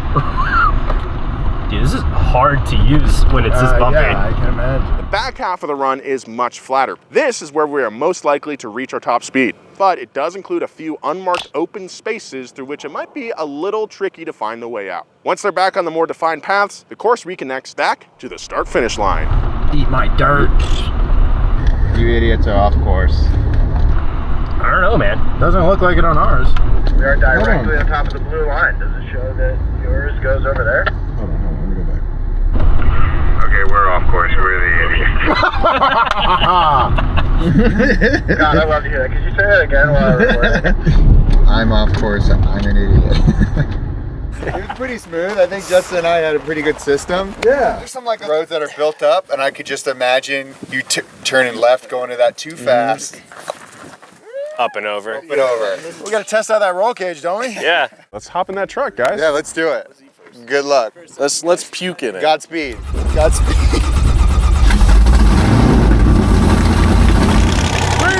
2, 1.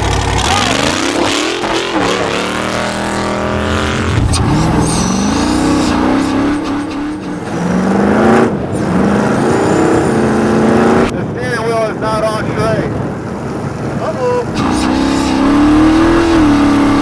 Wow. 80 miles an hour. Oh. Right. Let it go. Hold on. I can't see.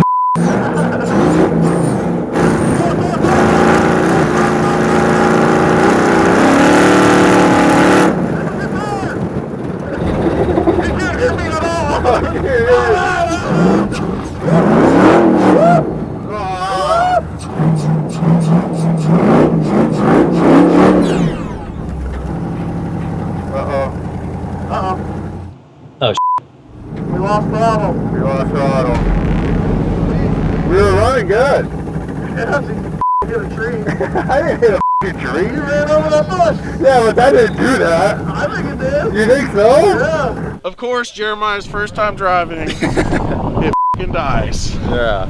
Someone had to be the one to drive it to find the faults. Find the faults? I'm the Yeah. test pilot, dog. Yeah. Maybe our alternator's bad. Maybe we weren't getting enough voltage. Batteries are definitely dead. Yeah, batteries are dead. Good to find that out here, though. Yeah, training. Yeah. And not in the Mexican desert, but up to that point, the truck ran great. The alternator's all fixed up and it's ready to rip. The Baja Blaster's good to go.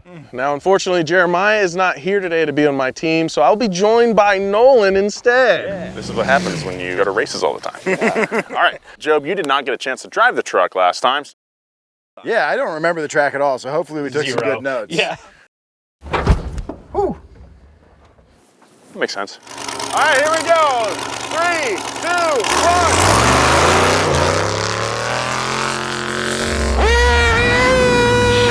She moves. Can you hear me at all? Yeah, okay. I got a turn coming on. Oh yeah, right. Give me numbers, 1 or 2. Yeah,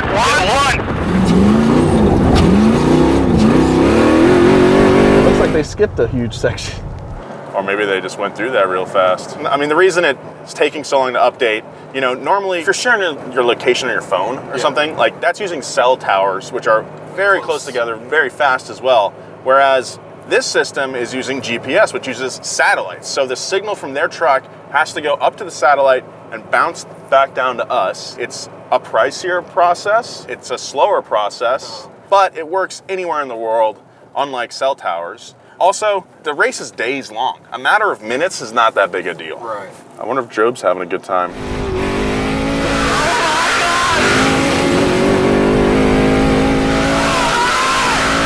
Wow, they're flying. Yeah. Holy crap. Big dip coming. Oh my God. Now give me Oh my God, you can hear it coming. Holy shit.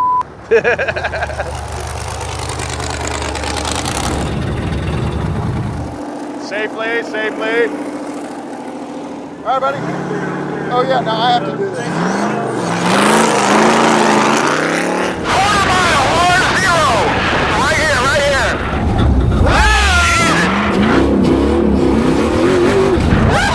Oh yeah, yeah baby. There they go. Dude, they were hauling ass. On to the home stretch. Time, all right. Yeah! This thing is either you guys are insane or you might have missed a couple steps. I don't think so. We got off track in a bad way. You guys did it in under 16 minutes. Yes, this thing is a weapon of a so car. much fun. Oh my God. But now we get to drive. Get to it. Strap you in.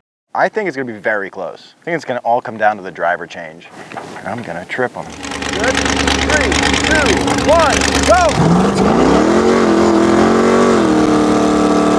I got pelted with rocks. Yeah. Let's get to the checkpoint. This is your right hand right here. See it. Thank you, thank you. Oh man, it does not like to turn. No. Big dip right here. Big dip.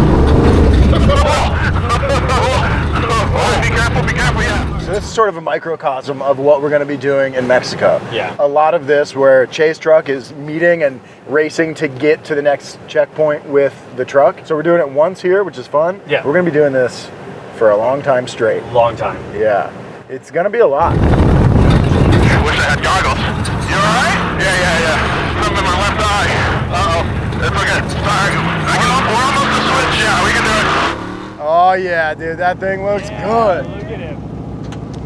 How we doing? There you go. Alright, that's good. Okay, let's go.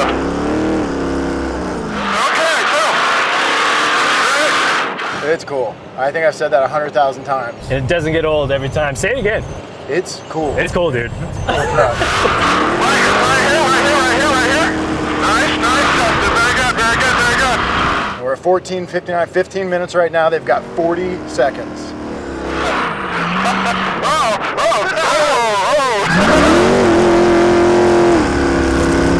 Oh my God, it's so close. They got 10 seconds to get here and they're right there.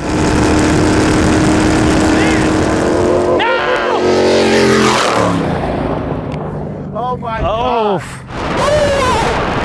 That was sick. That was wild, Red Dog. My lips are chapped. I hit my elbow so many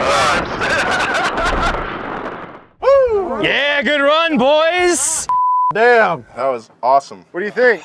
I think I was slower. 16:02. Oh, 10 seconds? Yeah, pretty close. That's Probably not bad. Rips. Dude, it's great. Temps are good. No weird noises or anything like that. Dare I say reliable?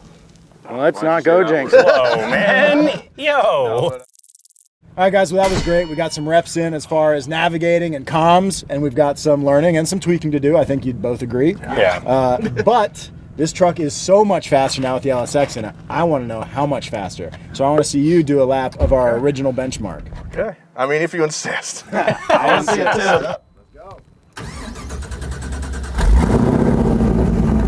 All right, Nolan is about to run the truck on the test track that we've been using as a benchmark since the truck was stock. When it was stock, he ran a 5-minute, 22-second lap, and then when it had the suspension, wheels, and tires upgraded, it ran a 4-minute, 32-second. So now it's gonna be very interesting to see how much faster the truck is with that new LSX in it. I think he should be able to get into the 3s. Yeah, easily. It's crazy because, yes, it's way faster, but it has 0 traction now. You can't just go all the way down. You have to, like, actually think about what you're doing. And you're sawing the whole time. Yeah, so it's very fun, but we need a little bit more weight on the rear. Let's go, dude. 3, 2, 1, go! Let's go! Got a left coming up here. Very loose sucker braking on him. You're doing good. Beautiful! Yeah, let's go!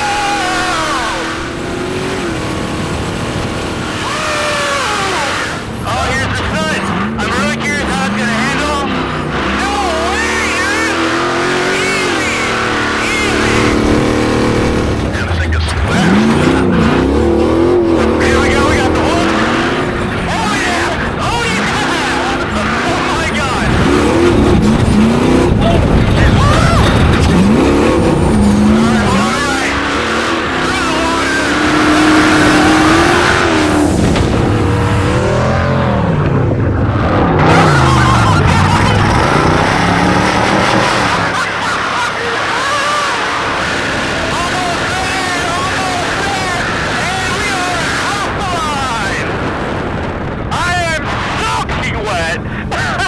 Oh God!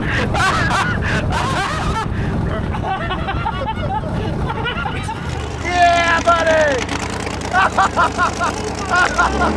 Okay, so your first time, stock truck. Yeah. 5 minutes, 22 seconds. Solid. Suspension, wheels, and tires, 4 minutes, 32 seconds. Okay, great. LSX, suspension, wheels, and tires, and a litany of other things, 3 minutes, 39 seconds. Whoa, dude.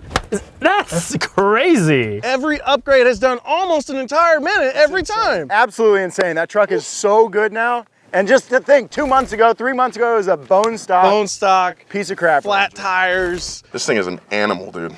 This is an animal.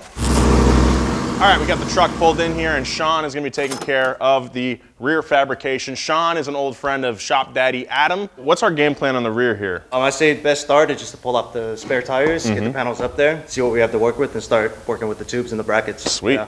Let's get started. All right, so we have the fender kind of just held up in position now, and it's pretty much a thing of looking to see what's available as far as possible mounting solutions, and then also keeping in mind the spare tires, the way that's gonna go. You kind of just brainstorm and see what works the best. So Adam's idea was to have the spares kind of facing backwards side by side right here, put more weight over the back tires, as we've discovered is the key here, but when we do that, they're outside the fenders. So the tire hits this, huh? Yeah, so about 20 more inches outside this edge. Dang. Okay, back to the drawing board on that.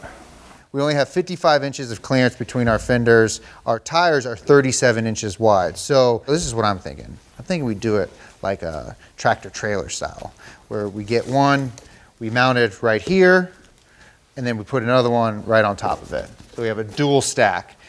Boom, boom, boom, boom, boom, boom. We put the weight way far back in the back of the truck, which is going to help us get a little bit more down grip. This thing's super light in the back, and this engine is super powerful, so it wants to slide a whole bunch. So if we get a little bit more weight towards the rear of the truck, it'll probably help us out a little bit. You want the weight to be closest point to the center of gravity, which is right dead in the center of the truck. So hopefully we won't need this at all, but it's better to be safe than sorry. I think that's a move. We'll have our 1.5 inches come off of here, bend, and then tie into this bar over here. So the blue is the existing structure that's already on the car. The red is kind of what we're visualizing to kind of cradle the tires and then strap them down. Sometimes when you're visualizing something and the way it actually comes out differs, so we're just gonna go ahead and pull the trigger, start cutting some material, mock it up, and kind of go from there. Were you good at math in school? Geometry. All right, that's the one we need.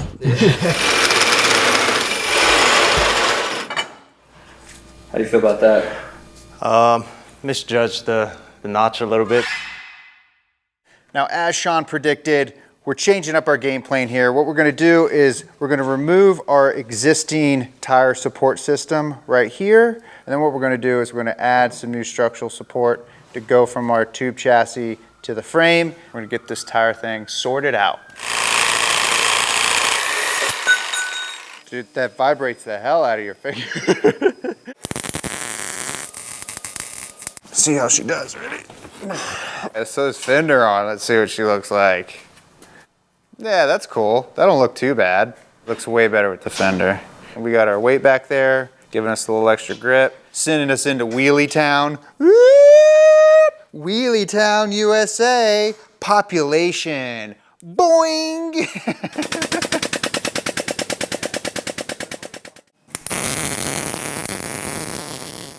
While Sean's figuring out the back, I'm gonna be at the front, putting the front fenders on. Those are a little easier, not as much fabrication. These fenders we got from McNeil Racing. They are fiberglass. They look great. What's cool about these is they have pre-marked holes where the factory mounting points are, so we just gotta kind of drill through there and mount right to where the stock fender's mounted, which I think is really helpful. Just checking the clearance here for the door, where I think it'll be, yeah, right there. Oh yeah, you got plenty of clearance. Yeah, That'll be great. good. Oh, sweet, dude. Sweet. Perfecto. Cool. We got to get our new hood put on this bad boy. To do that, we got to remove our headers and our makeshift exhaust. Now this was fun. It was a look, but what I don't want to do is start cutting into our new hood. We've been known to do that a couple times. It's time to grow up, be a little bit more mature, and do it the right way. And luckily, Borla is going to make us some custom headers where we can get our exhaust running out the back like in a traditional fashion. So, headers off, hood on.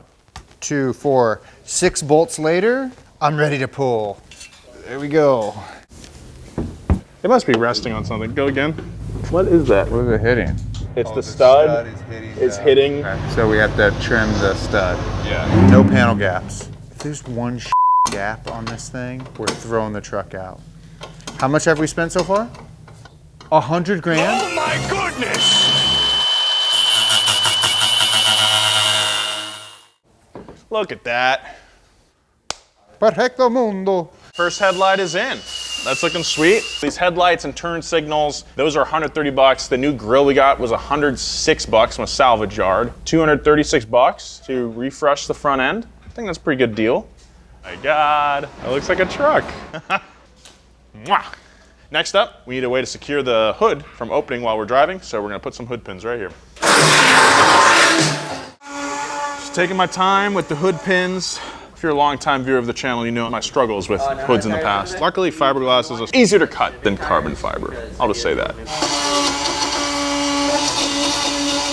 Hood latch is pretty standard race car stuff. We have an aftermarket hood. It doesn't have a latch on it. We also took the latch mechanism off the truck altogether when we took it all apart. So we are gonna put these hood pins on. It's super easy. Even a guy like me can handle it.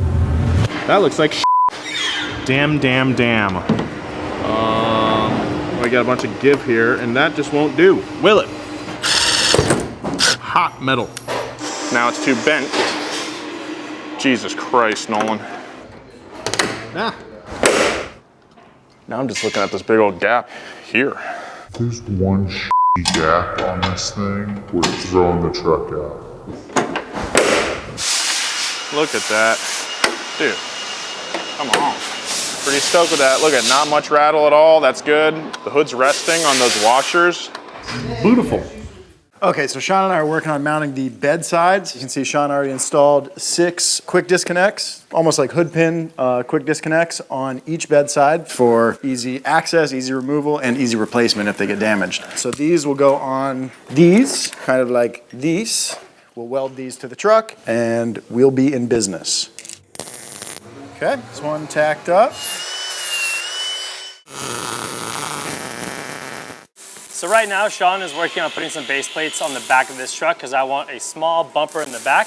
And also in Baja, guys have been known to knock on your door to let you know that they're back there.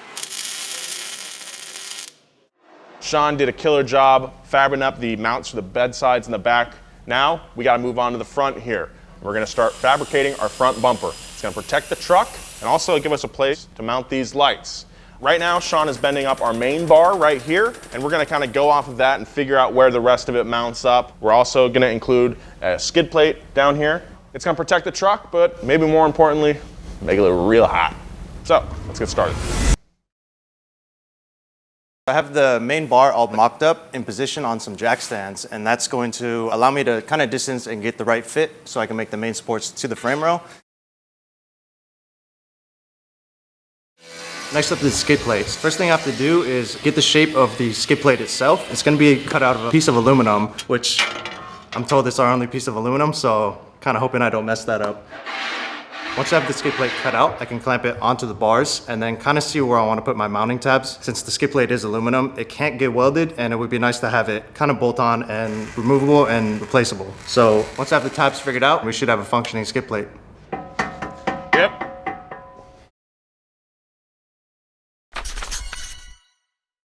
So today I'm working on installing all of our lights. So we have over $4,500 worth of KC lights. We have our main light bar, which is gonna sit on top of the truck. We got our bumper lights, we got our A-pillar lights, and we have our rear-facing light bar, which is less about lighting things up and more about communicating to other drivers on the course, like, hey, we're here. It'll help us be visible through a whole bunch of dust that gets kicked up. So that's gonna be super, super important. Now we already have a switch panel inside the truck that runs our starter and some of our accessories. So I'm gonna try to wire all that up into that system. So right now it's just figuring out where to start drilling holes, where to start mounting lights. No Baja truck is complete without some lights. So we're gonna get these things on here. And at the very minimum, it's gonna make this truck look sick as heck.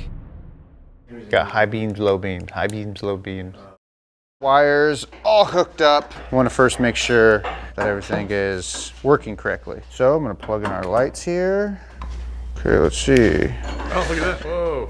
Okay, so we got our ambers, we got our spots. Pretty bright, Jer. Yeah, pretty bright. Pretty bright. Okay, God, great. okay. All wired up correctly, now I can start funneling this wiring harness through the truck, get these mounted on the top, and make it look nice and clean, like a professional did it. Like a one-handed professional. I can do this. I cut my finger to the bone. How'd you do that? My sweet mother gave me a new set of bread knives, and I've been using the same bread knife for like 18 years, and it's dull as shit. Well, I was holding the sandwich like this. You hold the sandwich like this, and it just, no big deal, you know? Kind of like this, kind of holding the bread, no big deal. You don't need to put it on. Just throw your hand under the knife. I did, boom, boom, boom. Dude, new knives are dangerous. Dude, it was gnarly. And as soon as I saw it, I saw how deep it was, and I was like, I can't super glue this. KC lights give us the ability to run either white lights or amber lights. Now, amber lights are good because it cuts through the dust when you're running at night if it happens to be dusty conditions. Now, what we're trying to figure out is, hey, do we really need those? Do we want those? We only have so many available positions on our switch panel. We're gonna have maybe some other accessories that we need to use. And I think our solution is this. We're gonna use one switch that runs all of our white lights, and then we're gonna have a second switch that runs all of our ambers. So we won't be able to individually control bumper lights from roof lights from A-pillars, but that's okay. When we want our lights on, we want them all on at the same time. Now we will be able to control amber or white. Maybe we'll use those ambers, I don't know. We'll see. I think we're going to be glad we added those. Yeah, I think so too. We don't know what we're going to run into out there. We have no idea. We have no idea. Yeah.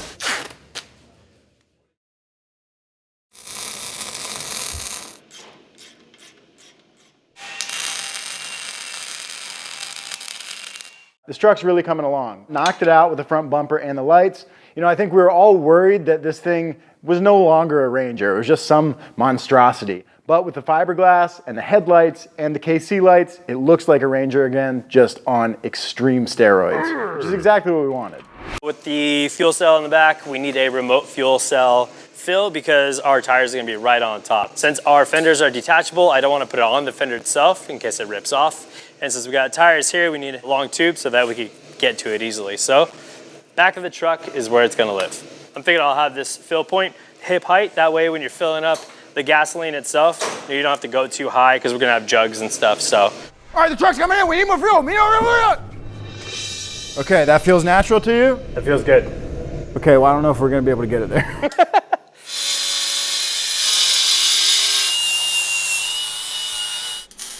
I'm working on installing our fire extinguishers. We have 2 of them. We're gonna put them in the rear of the truck, probably mounted on the bars that come down from the top of the cage. The mounts that these fire extinguishers came with are just a little too wimpy for the Baja Blaster. Like if this is jostling around, it doesn't take much for that to go. And then fire extinguisher's gone. So we can't have that. And we do have a bunch of metal laying around, so I'm gonna make some brackets for these things. I've seen what other guys do in trucks like these, so I'm just gonna try to replicate that. You proud of it? Oh, I'm so proud. I'm like a proud daddy. That ain't going nowhere. Until you wanted to. And ladies, he's single. So we got these big old spare tires in the back, but they will do us no good if we can't lift this thing up. So right now I'm just kind of looking to see where I have room to mount our jack. We've got one from Pro Eagle that makes one specifically for off-road stuff, but she's a big girl. Got to find somewhere that's easy to access and secure at the same time. I don't hate it. Still, like you can still grab it. You know what I mean? Yeah. I mean, everything in off-road's heavy, so we're just gonna have to man up. Gonna have to hit the gym. Yeah. I think I'm gonna run it. Yeah, let's do it. Then we can put the toilet on the other side. Right. Yeah. A little squatty body. Before the car goes into the wrap shop, I'm gonna go around the car and hit the welds holding the roof on the car down with the flap disc here, make it nice and smooth so when the wrap goes on the car, there's not like a little weird ridge there that people will look at and will all be insecure about. Yeah, dude, I'm sweating. Sweating like a stuck pig. I'm about to take out the front suspension so we can check the travel of the wheel and make sure that we don't get into our nice new fender. We don't want to break this thing any faster than we have to. So if we do have interference, well, there's not a whole lot of adjustment we have. Obviously we can trim this thing to make a little bit more clearance. We're just hoping to already have clearance. Bump stop going in. Oh my God. Woo! We are definitely touching. I was kind of hoping to not really have to trim this thing that much. It looks so good right now, but it does seem like we got a lot of interference. It's not going to change the way it looks very much. Nolan's going to knock it out of the park, I'm sure. Thanks for the vote of confidence. Out of the park.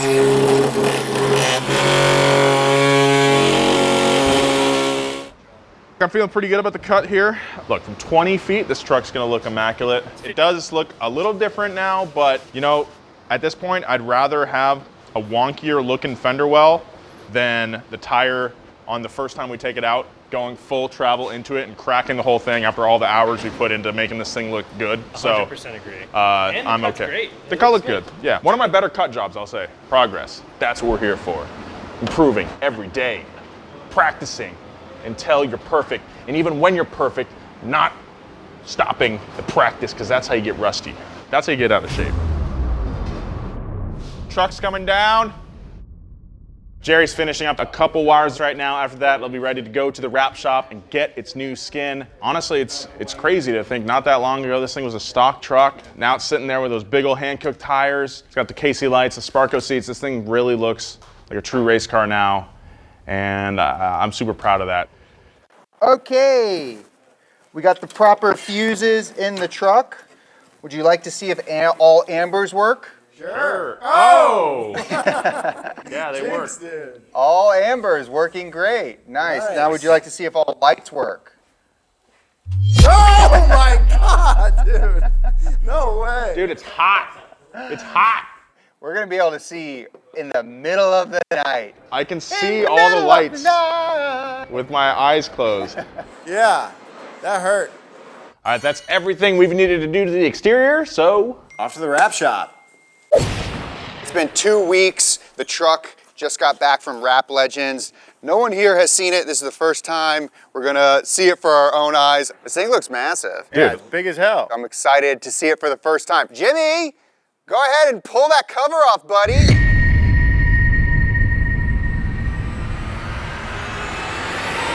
Whoa! What? Dude, this looks incredible. Dude, this is sick. Looks great. Almost too good. Got the KC lights. The yellow pops. Yellow pops on the side. It's almost like someone thought about it. Yellow. When we're stranded in the desert, You'll be able to easy to find us. You'll be able to see us from the ISS, dude. This looks insane. Outstanding. It looks so good. It looks complete. With a wrap on it, one color, it looks done, which is incredible. Wrap Legends absolutely crush this. This is not an easy vehicle to wrap. I don't want to wrap any car, let alone this thing, but it looks incredible. They killed it, absolutely killed it. Now it's time to go get it dirty. This will be the nicest it ever looks. The finishing touches were finally underway to get this truck race ready. Next, we take it back to the desert to fine-tune the suspension with professionals. That way we can ensure this Ranger could handle everything Baja would throw at it.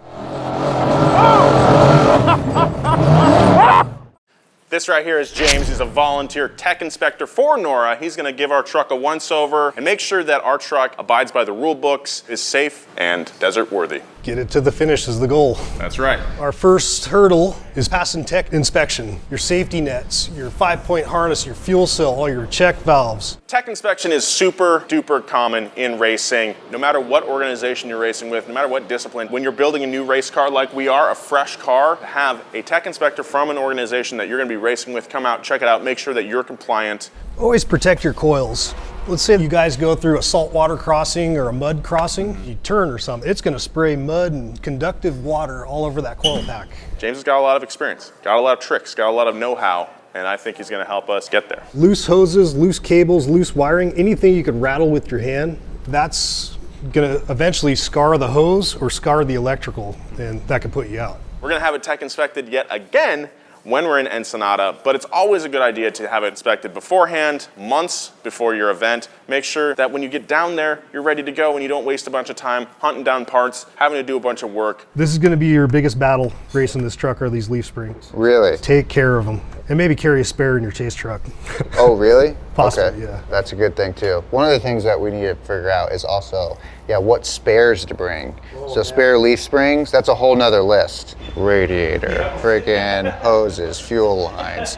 There's a lot more stuff in the truck that James suggests we also have besides just being rule compliant, including snacks, literally duct taping like power bars and Cliff bars to your doors. So you have fuel not only for the car, but for yourself. I want to be as safe as possible, and I also want to finish the race. Take 5 lug nuts, put them on a zip tie, put them on your cage. Sometimes I spray paint them yellow, because what can happen is you're in silt, that's farm silt, that gets 2-3 feet deep, and it's just like talcum powder. If you zip your lug nuts off and you drop them, oh, they're gone. You're gonna be looking for those things for 20 minutes. It's that thin, that silt? Oh yeah, it's just like baby powder. And it's that deep? Oh yeah. Do you guys get stuck in that often? Oh yeah, in this truck, avoid those ruts at all cost. Like if you gotta go through some bushes and cactus, go that route. Jesus Christ. Because the differential. It's not like quicksand though, like we can't die in there, can we? Well, you better be a good swimmer. Jesus. No, I'm kidding, you can't die. With all that said, we got a bunch of stuff to do, so let's get started, shall we? James expressed concerns about the coil packs. Just found some tin laying in the corner. I don't know where this came from. It's very thin and flimsy. Thinking I'm just gonna use these little nuts right here to hold this guy on. I'll put a rivet here just to hold that position, but I'm pretty happy with that, to be honest. Went from fenders last video, now I'm bending, shaping metal. Look, no rocks are gonna hit the coils. It looks like shit, I know, but hey, I'm trying here, okay? Core support for the radiator needs to be a little bit more secure to avoid cracks in the really thin metal that the chassis is made of. So I'm gonna weld the core support to the fender support, and that'll make it a little bit more rigid. Keep that radiator from shaking around when we're going over those nasty whoops down there. It sounds like it's gonna be a lot more rough down there than our usual California City Trophy Truck Donut Drome test ground that we usually run at. This is untamed wilderness that we're gonna be riding through. I mean, this thing's tough for sure, but we have a ways to go before it's tough enough for this race. About to flash, guys. Mind the flash. It's been a while since I've welded, about 10 years. Hey, you know what? Oh, That's pretty in there, dude. Yeah, but now the weak point is back here. Just don't hit anything. Dude, do that again, watch. Look, we can all be willing to learn and make mistakes and not be afraid to. And I think I made some mistakes here in terms of my welding, and there's some pretty big globs holding them in, not gonna lie. But you know what? I'm happy You did great, buddy. Don't look in there. Don't look in, oh God. Look over and this side's better. This side's better. Please, please, please. Last time you saw this truck, we got everything wired up to drive it and test it technically, but it's a bit of a rat's nest under the dashboard, and we brought in Aaron Parker, my buddy, my love. I'm a little bit worried. This is going to be very difficult to manage. A lot of wires. Rattling wires and rattling hoses was like a huge thing that he was talking about, warning us about, and that's what is exclusively in this cab right now. It's just, I'm stressing out looking at it. There is a jumble of wires everywhere, and I'm trying to consolidate, unpin, depin, reroute, sometimes cutting, redoing the wire when needed, and then move forward to the next thing, because there's a ton of things that need to get done on this truck, and we really don't have that much time. All right, so these are our racing helmets. They are already wired up for comms thanks to PCI, and also ready to go for the PCI Radio's Race Air Clean Air system. So what that is doing is essentially pulling in clean air inside the cab so that we're not breathing in all that crazy dust and stuff while we're driving through the Baja. We don't have a windshield, right? We don't have a dust screen or anything. It's all gonna be flying right at us, and these helmets are gonna keep us safe and make sure we're ready for the long haul. The tube connects from this filtered air box all the way to our helmets, and then we get to breathe in fresh awesome air. What I need to do is find somewhere inside the cab for this pump and filter to go, and then it needs to be wired up to a switch. Everything's ready to go, plug and play. There you go, buddy.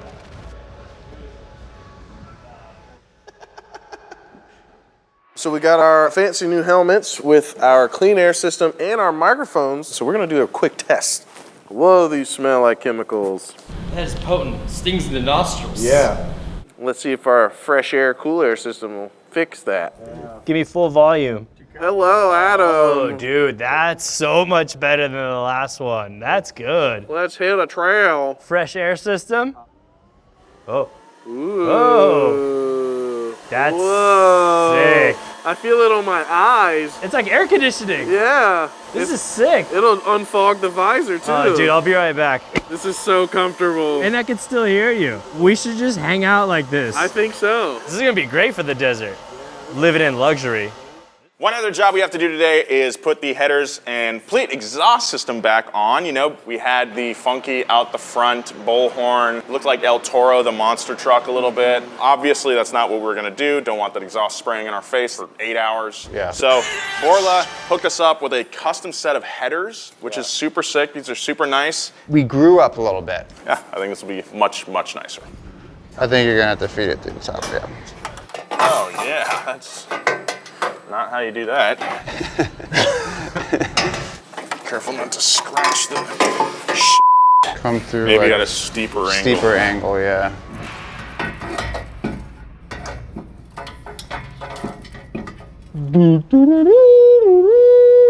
So now that we have the headers installed, we can install the second back half of our exhaust system, and this is our 3-inch pipe to our resonator. So if you look down this sucker, you can see it's got a couple of cores in there, and this is kind of like a musical instrument. As exhaust gases flow through here, they're also producing sound waves. This resonator tunes those sound waves. Some of the sounds that we don't want are pulled out, and the ones that we do like are amplified. So we're gonna get this put on, get our truck sounding sick. Let me get up under here and bench press this.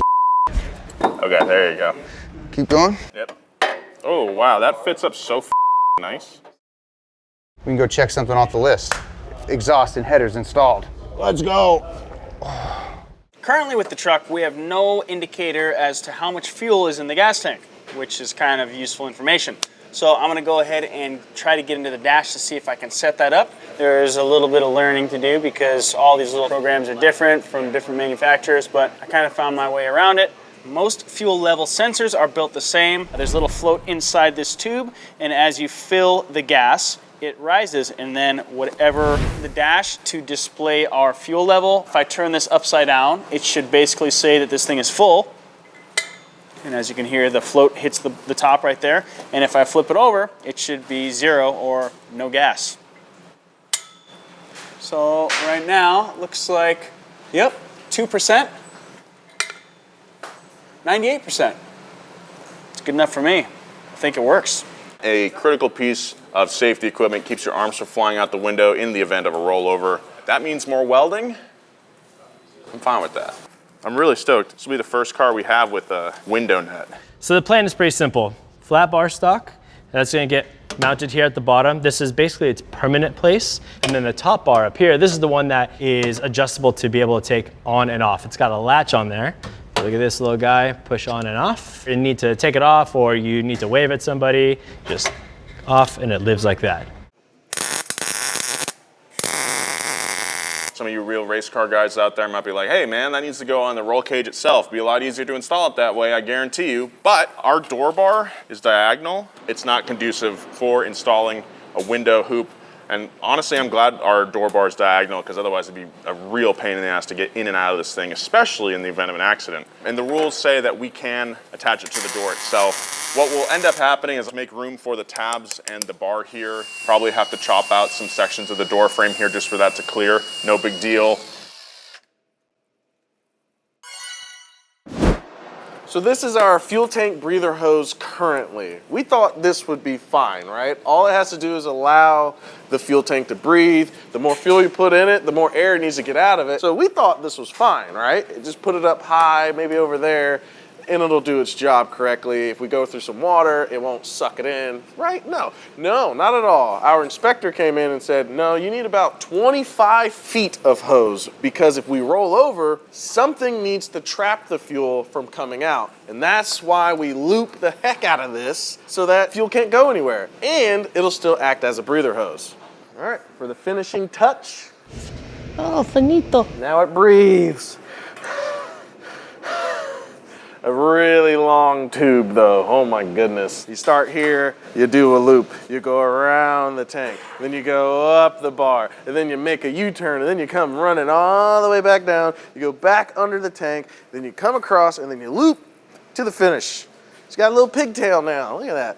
A little dongle dangling there. So I just got back from the parts store, and I've got a limit strap here that we'll be using as a drive shaft hoop. This is basically so that it catches the drive shaft if it ever breaks or hits a rock or something. It'll act like a pole vault sticking to the ground, has the potential to jack up the entire rear. So this will catch it just in case. So having a drive shaft hoop is actually pretty common in racing, but it's usually metal. And we've got one that's made out of a limit strap, a fabric strap. That's okayed by the rule book because there's so much movement in off-road stuff that this is totally fine. Conveniently enough, there's a metal bar that goes across. That's part of the frame itself. There's 2 holes there that I'm just simply gonna put a nut and bolt through and call it a day. Pretty happy about how easy that one is.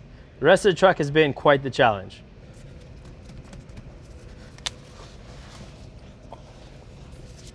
That's it, it's good enough. For safety via the rule book, we need a taillight harness. This is what came factory with the Ranger, and we figured instead of rebuilding it and wasting a bunch of time, we can use the factory one. That way, they can buy factory bulbs for it and replace them easier. The reason we're doing this is so we are somewhat road compliant. We can go on the freeway and people will know when we're slowing down. People won't smash into the back of us when we're trying to make a turn or something like that. And we won't get pulled over by the cops. That's it. I think we still have the turn signal stock in the car as well. So this thing will have turn signals too, which is pretty sick. Look at this, just classic low team, Aaron wiring stuff, me standing here not offering any sort of real help. Oh, I saw a light. Dude. Which filament is coming on in that one? The bright one? I don't know, it's really bright, Aaron. It is very bright. Well, come look in this one real close and see if it burns your retinas. It's bright. It's also bright. This isn't really the way you should be testing this. When do we ever do it the way you should be doing something though? I've made a career out of not following the rules at all. You've made a fine career for yourself, Aaron. Anthony Mackie, who personally vouched and demanded that Aaron drive for him. I'm not bullshitting you, it's real. It feels really nice. It's f***ing cool. Yeah. If everything works correctly, when we give it ignition power, we should have a light right here for the tail lights, and then when he hits the brake light will come on. Okay, car's on. Ignition on. Yes. Now brake. On, off, on, off, still on. On. What the f***? Are you sure you're on the brake? Yeah, I'm pretty sure. No, the relay's not firing. I'm just so confused right now because I just tested it and it worked. Here, let me see it real quick. Well, I'm not going to blame Nolan for this one because it's actually my fault. If you want your brake lights to work and you just got done wiring up a relay, it helps if you plug the relay in. All right, let's try it again, dude. Ignition, power, go ahead. Ignition's on. And the brake light. Yeah. There it is. Oh my God, dude. So with that, we are pretty much all teched up for Nora, theoretically. Yeah! Let's go. Next up on the list is just a couple little things to button it up. We're gonna put the seats back in, the fenders, so it looks good. Then, Barstow to go testing with King to get the shocks all dialed in, see if we can hit those whoops at full speed, and just have a good time with this truck that we spent over $100,000 in. I mean, that's what it took. Worth it? Yeah, I would say so. Let's see. We're out here in Barstow, California with King Shocks at their testing grounds. This is the Barstow racetrack and we're at the main straight. And we've got one goal for today, and that's to dial in the suspension on the Ranger. The plan is to take the truck as is, run up and down the straight, through the whoops, and see how it does. And then assess that and change it. King's out here with us. They're gonna take our shocks apart and revalve them to get them tuned just right for this truck and for these kind of conditions. My name's Fabian. My name is Michael Cox. I've been doing this for about 4 years now. Tested and tuned everything. Volkswagens, B2s, trophy trucks. What even is tuning? What are you guys gonna do? You're controlling the dampening force going through the shock absorber. My way of like changing valving to let more or less fluid through so it moves quicker or slower. Yes. You want the car to stay level. Just imagine the roof of the truck. You want that to stay level with the horizon, right? And you want the wheels to fall out and move up and down. Flatter the truck stays, the better. And so that's the trick, is just slight tweaks to make the wheel fall out faster at the last third of the travel or the middle of the travel or vice versa. So you want to find that fine line of nice and comfortable along with being able to smash whoops and go fast. So I guess what's the first step here? We're in a low truck right now, a truck you might be familiar with. Quite. This is a good truck. It's a great truck. It can do a lot of stuff. Yeah. But can it drive over 4-foot humps at 80 miles an hour? I doubt it. Let's find out. Yeah, we're going about 25 miles an hour through here. Which feels too quick in this truck. Hey, that's pretty good. Oh, okay, now it's getting a little worse. Yeah, and these are the little ones, boys. Hold on.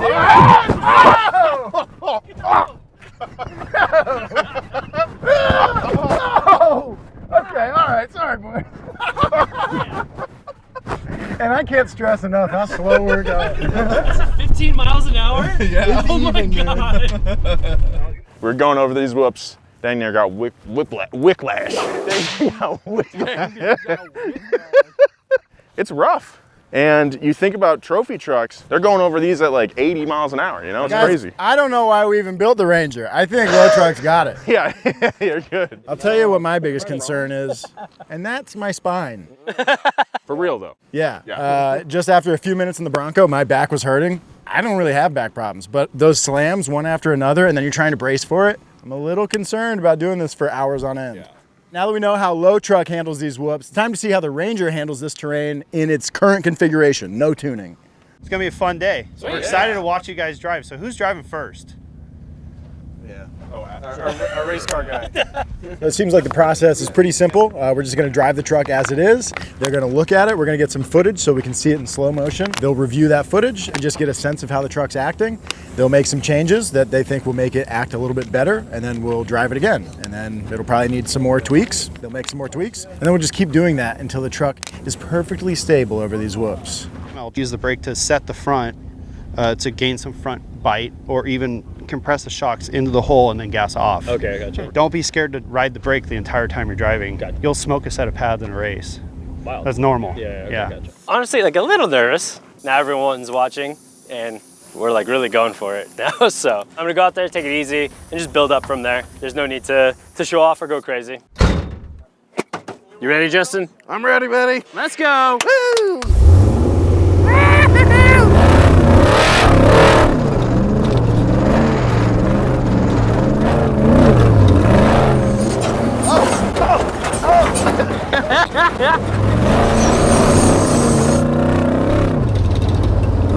What do you notice so far? Right now, it looks a little soft. Rear looks like it might pack a little bit. Backing up is when the wheels hang in too much, so we want to get them to come back out faster. Woo!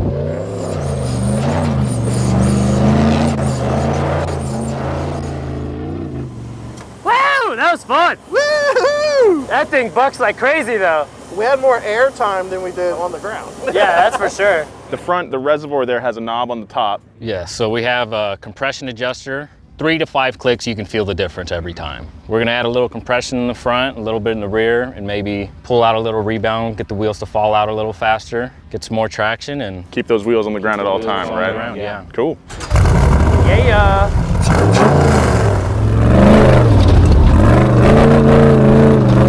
So I've been picking the guys' brains about things outside of suspension because they have a lot of experience with this kind of racing. I just wanted to see what they thought of the truck overall and if there were any glaring issues that we needed to address. The first thing that Mike noted was that our fuel cell is way too small at, I think, 22 gallons. Oh! That was exciting. Oh yeah. And beyond that, our steering system, it's okay as long as we don't drive it too hard, which, you know, we might. We're gonna have to consider potentially upgrading the steering system. So cool. Dude, when they, woo! Got some whiplash on that one, huh?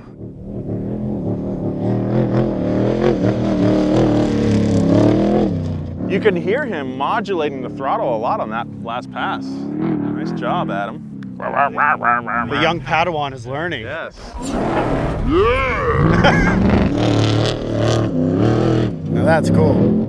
That is so much better. It looks good. That feels so much better. And you being in the power band probably helps card. It does for sure. Because I was able to keep it semi-modulated. It'll kind of like float over it. But Yeah. if you get the timing wrong, it's over. Like it bucked pretty hard one of the times. Oh yeah. It's crazy what a couple clicks will do. I mean, it is immediately noticeable. It is far more planted and solid, and I'm sure it's only gonna get better. Oh but yeah. You were faster right away. nervous that I was like, oh, maybe I won't feel it. But it's very obvious. And that's just 2 turns. Yeah, that's cool. $1 million set of tools. That's all you need.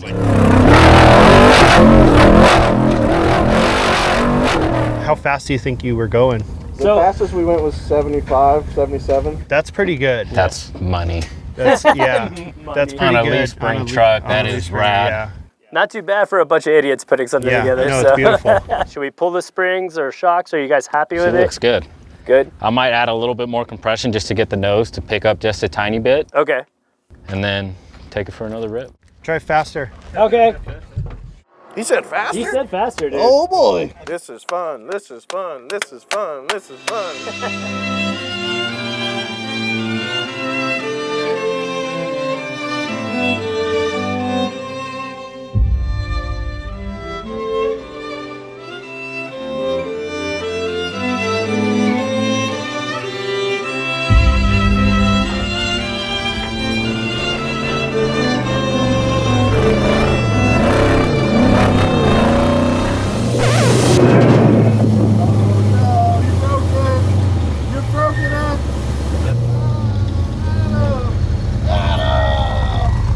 Is it broken? Yeah. Yeah.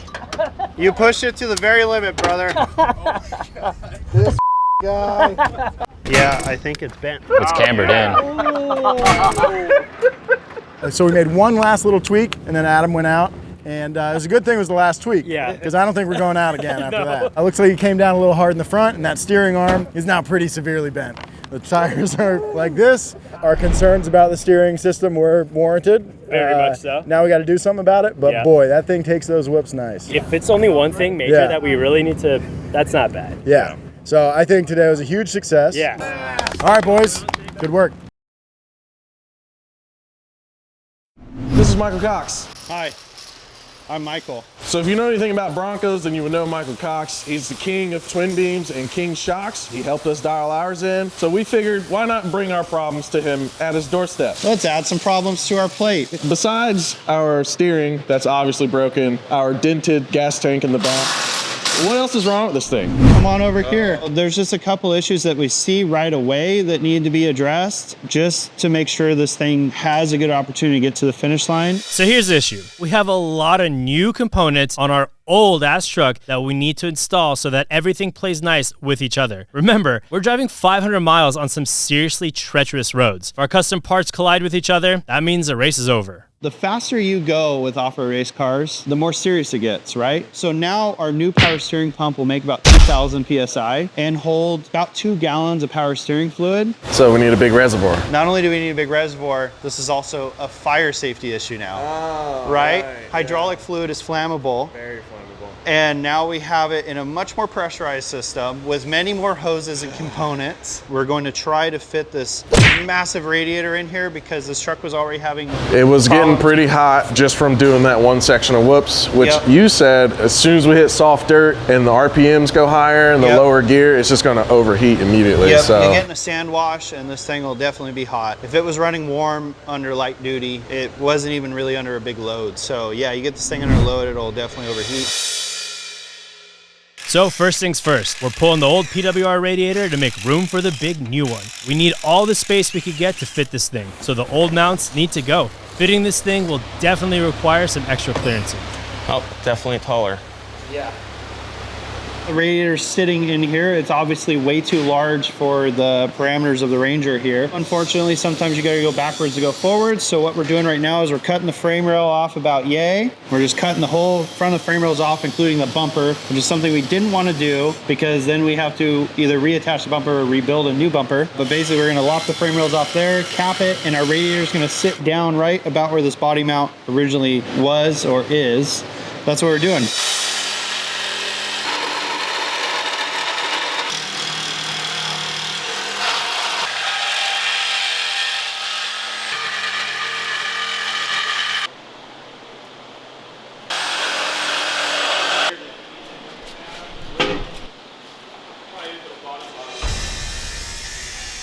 In the meantime, we're also going to get to work on the steering system.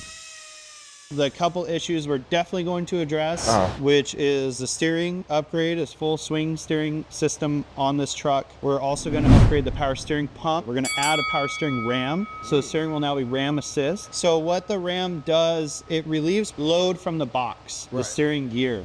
Right? So now you have a ram that's hydraulically pushing the tire in the direction you're guiding the truck to go. And that is backing up the steering gear as far as strength. Okay, cool. Right? Because that was actually one of the problems we kept having, even before we did the LS swap, was the steering box would rip out. It would rip out on its own. Okay, we'll get into that in a little bit. We reinforced it and got better bolts and like hardware and stuff, but that was a problem we had because we were just using the stock box.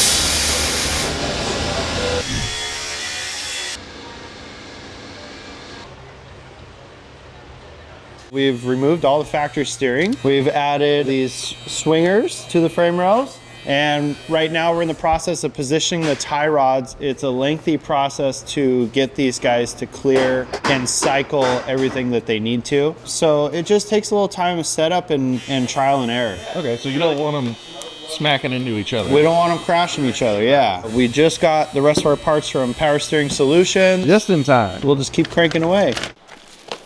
This is our new high pressure power steering pump. Here's our freshly built Power Steering Solutions ram. Here's our power steering reservoir and filter.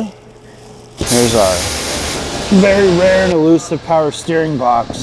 Apparently we've got a lot more steering angle in this now. Yeah, we've limited it quite a bit. So that's one thing to bring up now. Try to not steer this thing full lock. Okay. Try to not steer this thing full lock. Because there are no stops on the steering box, because we had to have the steering box built in such a rush. Right. It usually comes to us, we set it up, we mark it where we need the stops in the box, and then the box goes back to the power steering guy. Oh, really? And he builds it like that. So there's stops inside the box. That's correct. And on the ram. Okay, cool. So there's supposed to be stops on both. Because what happens is when you're turning the wheel, the box is sending pressure to the ram to steer it as well. Yeah. Right? It's a hydro assist. Right. So what happens is that hydro doesn't care where these parts start or stop. Just keep pumping. It'll just keep pushing, right? Okay, so that's what you mean by stop. Yes. So we've added stops here on the beam at the knuckles, but the steering's strong enough that it'll push through those. Like if you hit the stop and you crank on it, like it'll push through that. Got it. Now, when you're driving the truck and you're like making these constant little corrections going down the road, you're not gonna have to do that as much because the geometry is gonna be so much better. Okay, cool. Right? And then not only that, it's gonna be a much lighter feel. So it'll just make it an easier driving experience. And the steering system will be strong enough now to take whatever you put it through.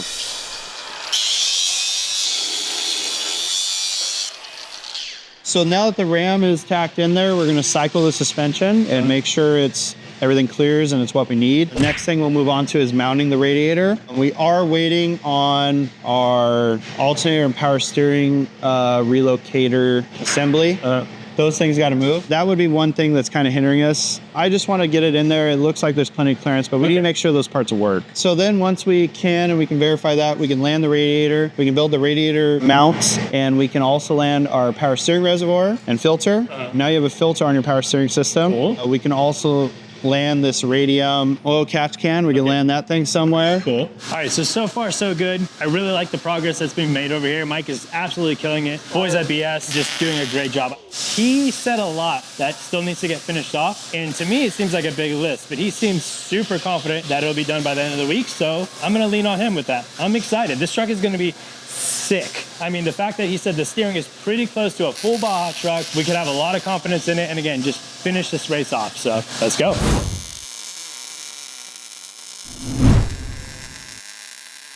This is where our differential here smacked into our gas tank, so we lost a little bit of gas. Hey, that's a good tank though, look at that. For that to hit that and not break open, pretty good. It's gonna come loose, it's gonna come back so that doesn't happen again. We need to make sure our bump stops are hitting properly so that we're actually utilizing them the way they need to be. They've already got this stuff mounted pretty good, because that was kind of embarrassing for us to literally drive in a parking lot and our fenders fall off. So, you know, no more hot boy stuff. We may have to adjust some of these fuel lines because they may not go back far enough. So we may be making new lines. That's a possibility. Really important, I see some of this has been done, but like anywhere where wires can move, they kind of need to be tied down and insulated for rubbish. Very important on an off-road race car. Everything is constantly trying to kill itself. One of the things we noticed while we were out hitting the whoops and tuning our suspension is that our limiting strap here was going under our bump stop, which over time would just disintegrate it. Our limiting strap keeps us from going too far past full droop, so the suspension doesn't end up colliding with itself up under the car. This is actually too long. It's actually allowing too much travel and allowing itself to get crushed. But also our bump stop perch here, where it actually lands and hits to stop the suspension from going too much up travel, is actually bending already. So it needs to be reinforced as well. Lot to do. The fuel cell had to move back because the rear end housing was crashing into the fuel cell. So the fuel tank for a desert truck like this is a little small. It'll only have about 80 miles of range, but that has to be tested and proven in the dirt before we actually know how far it will go. But it also depends on conditions and how you drive it, right? So about 80 miles or an hour drive time is my estimate of when you got to fill this thing up every time. It's gonna be a lot of fuel stops. Desert trucks, the fuel capacities have just gone up and up over the years. Some guys, the minimum they want is 50. Some guys, the minimum they want is 70. Some guys, the minimum they want is 100. You know, obviously 100 gallons of fuel is a whole redesign of the back of the truck. But one thing to note with an off-road race truck, the more weight you can put behind the axle, the better. It's only advantageous to have more fuel because A, you have more range, but you also have more weight behind the axle. So the trucks handle better with weight behind the axle because it naturally wants to pick the front end up. So when you're going through bumps, it starts to make the front end light and carry the truck through the bump. Or if you come off a jump, you know, you got all that rear weight bias, picks up the front end and the truck flies nice. So just more weight you can get behind the axle, the better. So the spare tires, the fuel tank, everything back here, the better. 22 gallons is pretty small for a desert truck, but I'm confident in the guys, they'll make it work. Just like Mike was saying, some of these dudes in these races have 100-gallon fuel tanks. The whole back of the truck is a gas tank. We're running this little 22-gallon tank, and that means we're gonna have to refuel quite a bit. But that allows us to make sure we survive this race, because our support truck will bring us fuel, we'll do a little condition test, make sure everything's running good, switch drivers, and ensure that we finish this freaking race. Because this is our first try, and we wanna make sure we cross that finish line. I don't even know what day it is. We got a lot of work to get done, so we're just gonna keep going. It's all we can do. That's racing.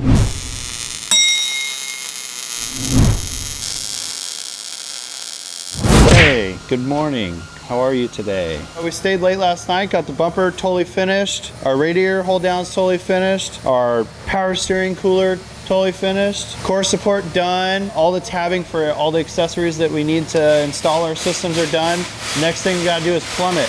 So let's go to the plumbing store. This is one of our old cars right here.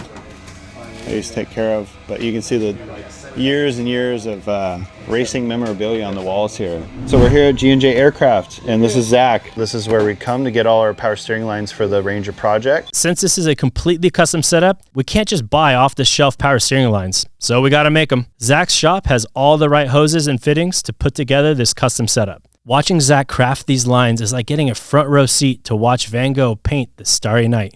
He's truly a hose master. After no time at all, we've got ourselves a handful of beautifully crafted power steering lines ready to plumb up in our Ranger. All right, let's go plumb this car. Well, we got our lines. Now we're ready to plumb the system. Guys, Daniel and Chance got this thing about wrapped up, and we'll be pretty close to painting it with alloy armor and putting the lines on, filling up with fluids and starting her up. See what happens, see what catches on fire first. We've had many different stages of this vehicle, and we've all driven it at different points in time. Right. You're the only one that's driven it close to this configuration. That's right. And in order for me to feel like I'm comfortable in the truck, I need to do a couple things. I need to jump it. If I'm not confident in a jump or whoops, like, then what are we doing? Yeah, what are we doing, right? It needs to be able to stop really quick because we're navigating by book, so we're gonna make some mistakes. That's right. And also, it needs to be able to slide. We need to be able to get this thing sideways so we can get around turns as fast as possible in the soft dirt. And if I can do those three things, then I'm feeling good. Today's one of the only days to see what is gonna move, break, or how it's gonna perform before we head to Mexico. So we're out here at our top super secret practice ground. Let's see what happens. Let's jump it. So far, things are off to a good start. The steering is feeling good and nothing's raising alarms. So we're gonna send the Ranger into a few turns and really put it to the test. Let's go, Justin. Buddy.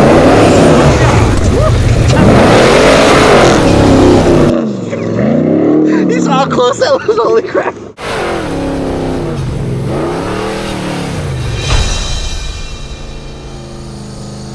Besides the steering feeling great, the truck is also staying way cooler. It seems like these final upgrades are going to do their job to get us across the finish line when we actually race through the deserts of Mexico, which is in just a few weeks. But we're still not done with our testing. Let's jump in!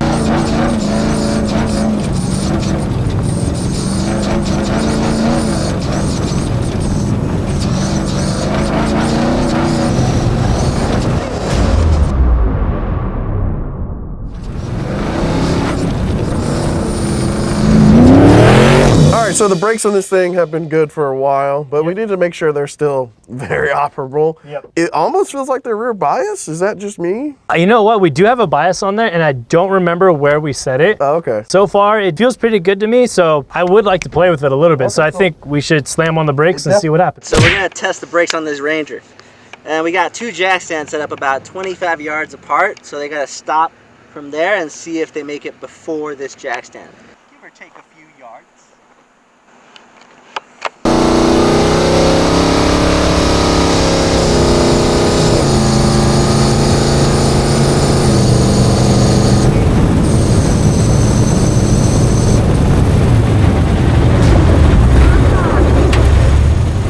Oh! Yeah! There we go! Hell yeah! That's like,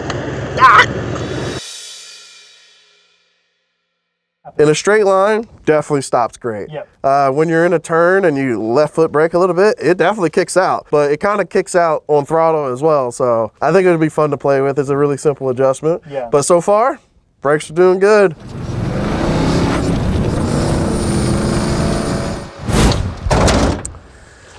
Oh boy, Adam. That fun? So much fun. Justin, I think we built an absolute weapon. We figured out that it brakes, we found out that it slides, and we know it can jump. Oh, so good. So it's doing all the things we want it to do. I'm excited for Mexico. We're gonna take this to the shop. I think we're as ready as we possibly can nut be. and bolt it, Yeah. like check it all. How'd you feel in there? I felt great. I felt so comfortable. You know, the sliding, I had to kind of get used to. It is a skill at the end of the day, but at no point did I lose complete control of the vehicle. It's actually surprisingly easy to drive. Once you're used to it, a lot of torque, a lot of brake, do whatever you want. Whoa! I hope the other boys are ready, because they don't get too much seat time. But Baja, here we come. Let's do it. Thank you so much for joining us in this entire journey of our Baja Blaster and the whole team here at Donut. We appreciate you. Y'all have a good one. Bye.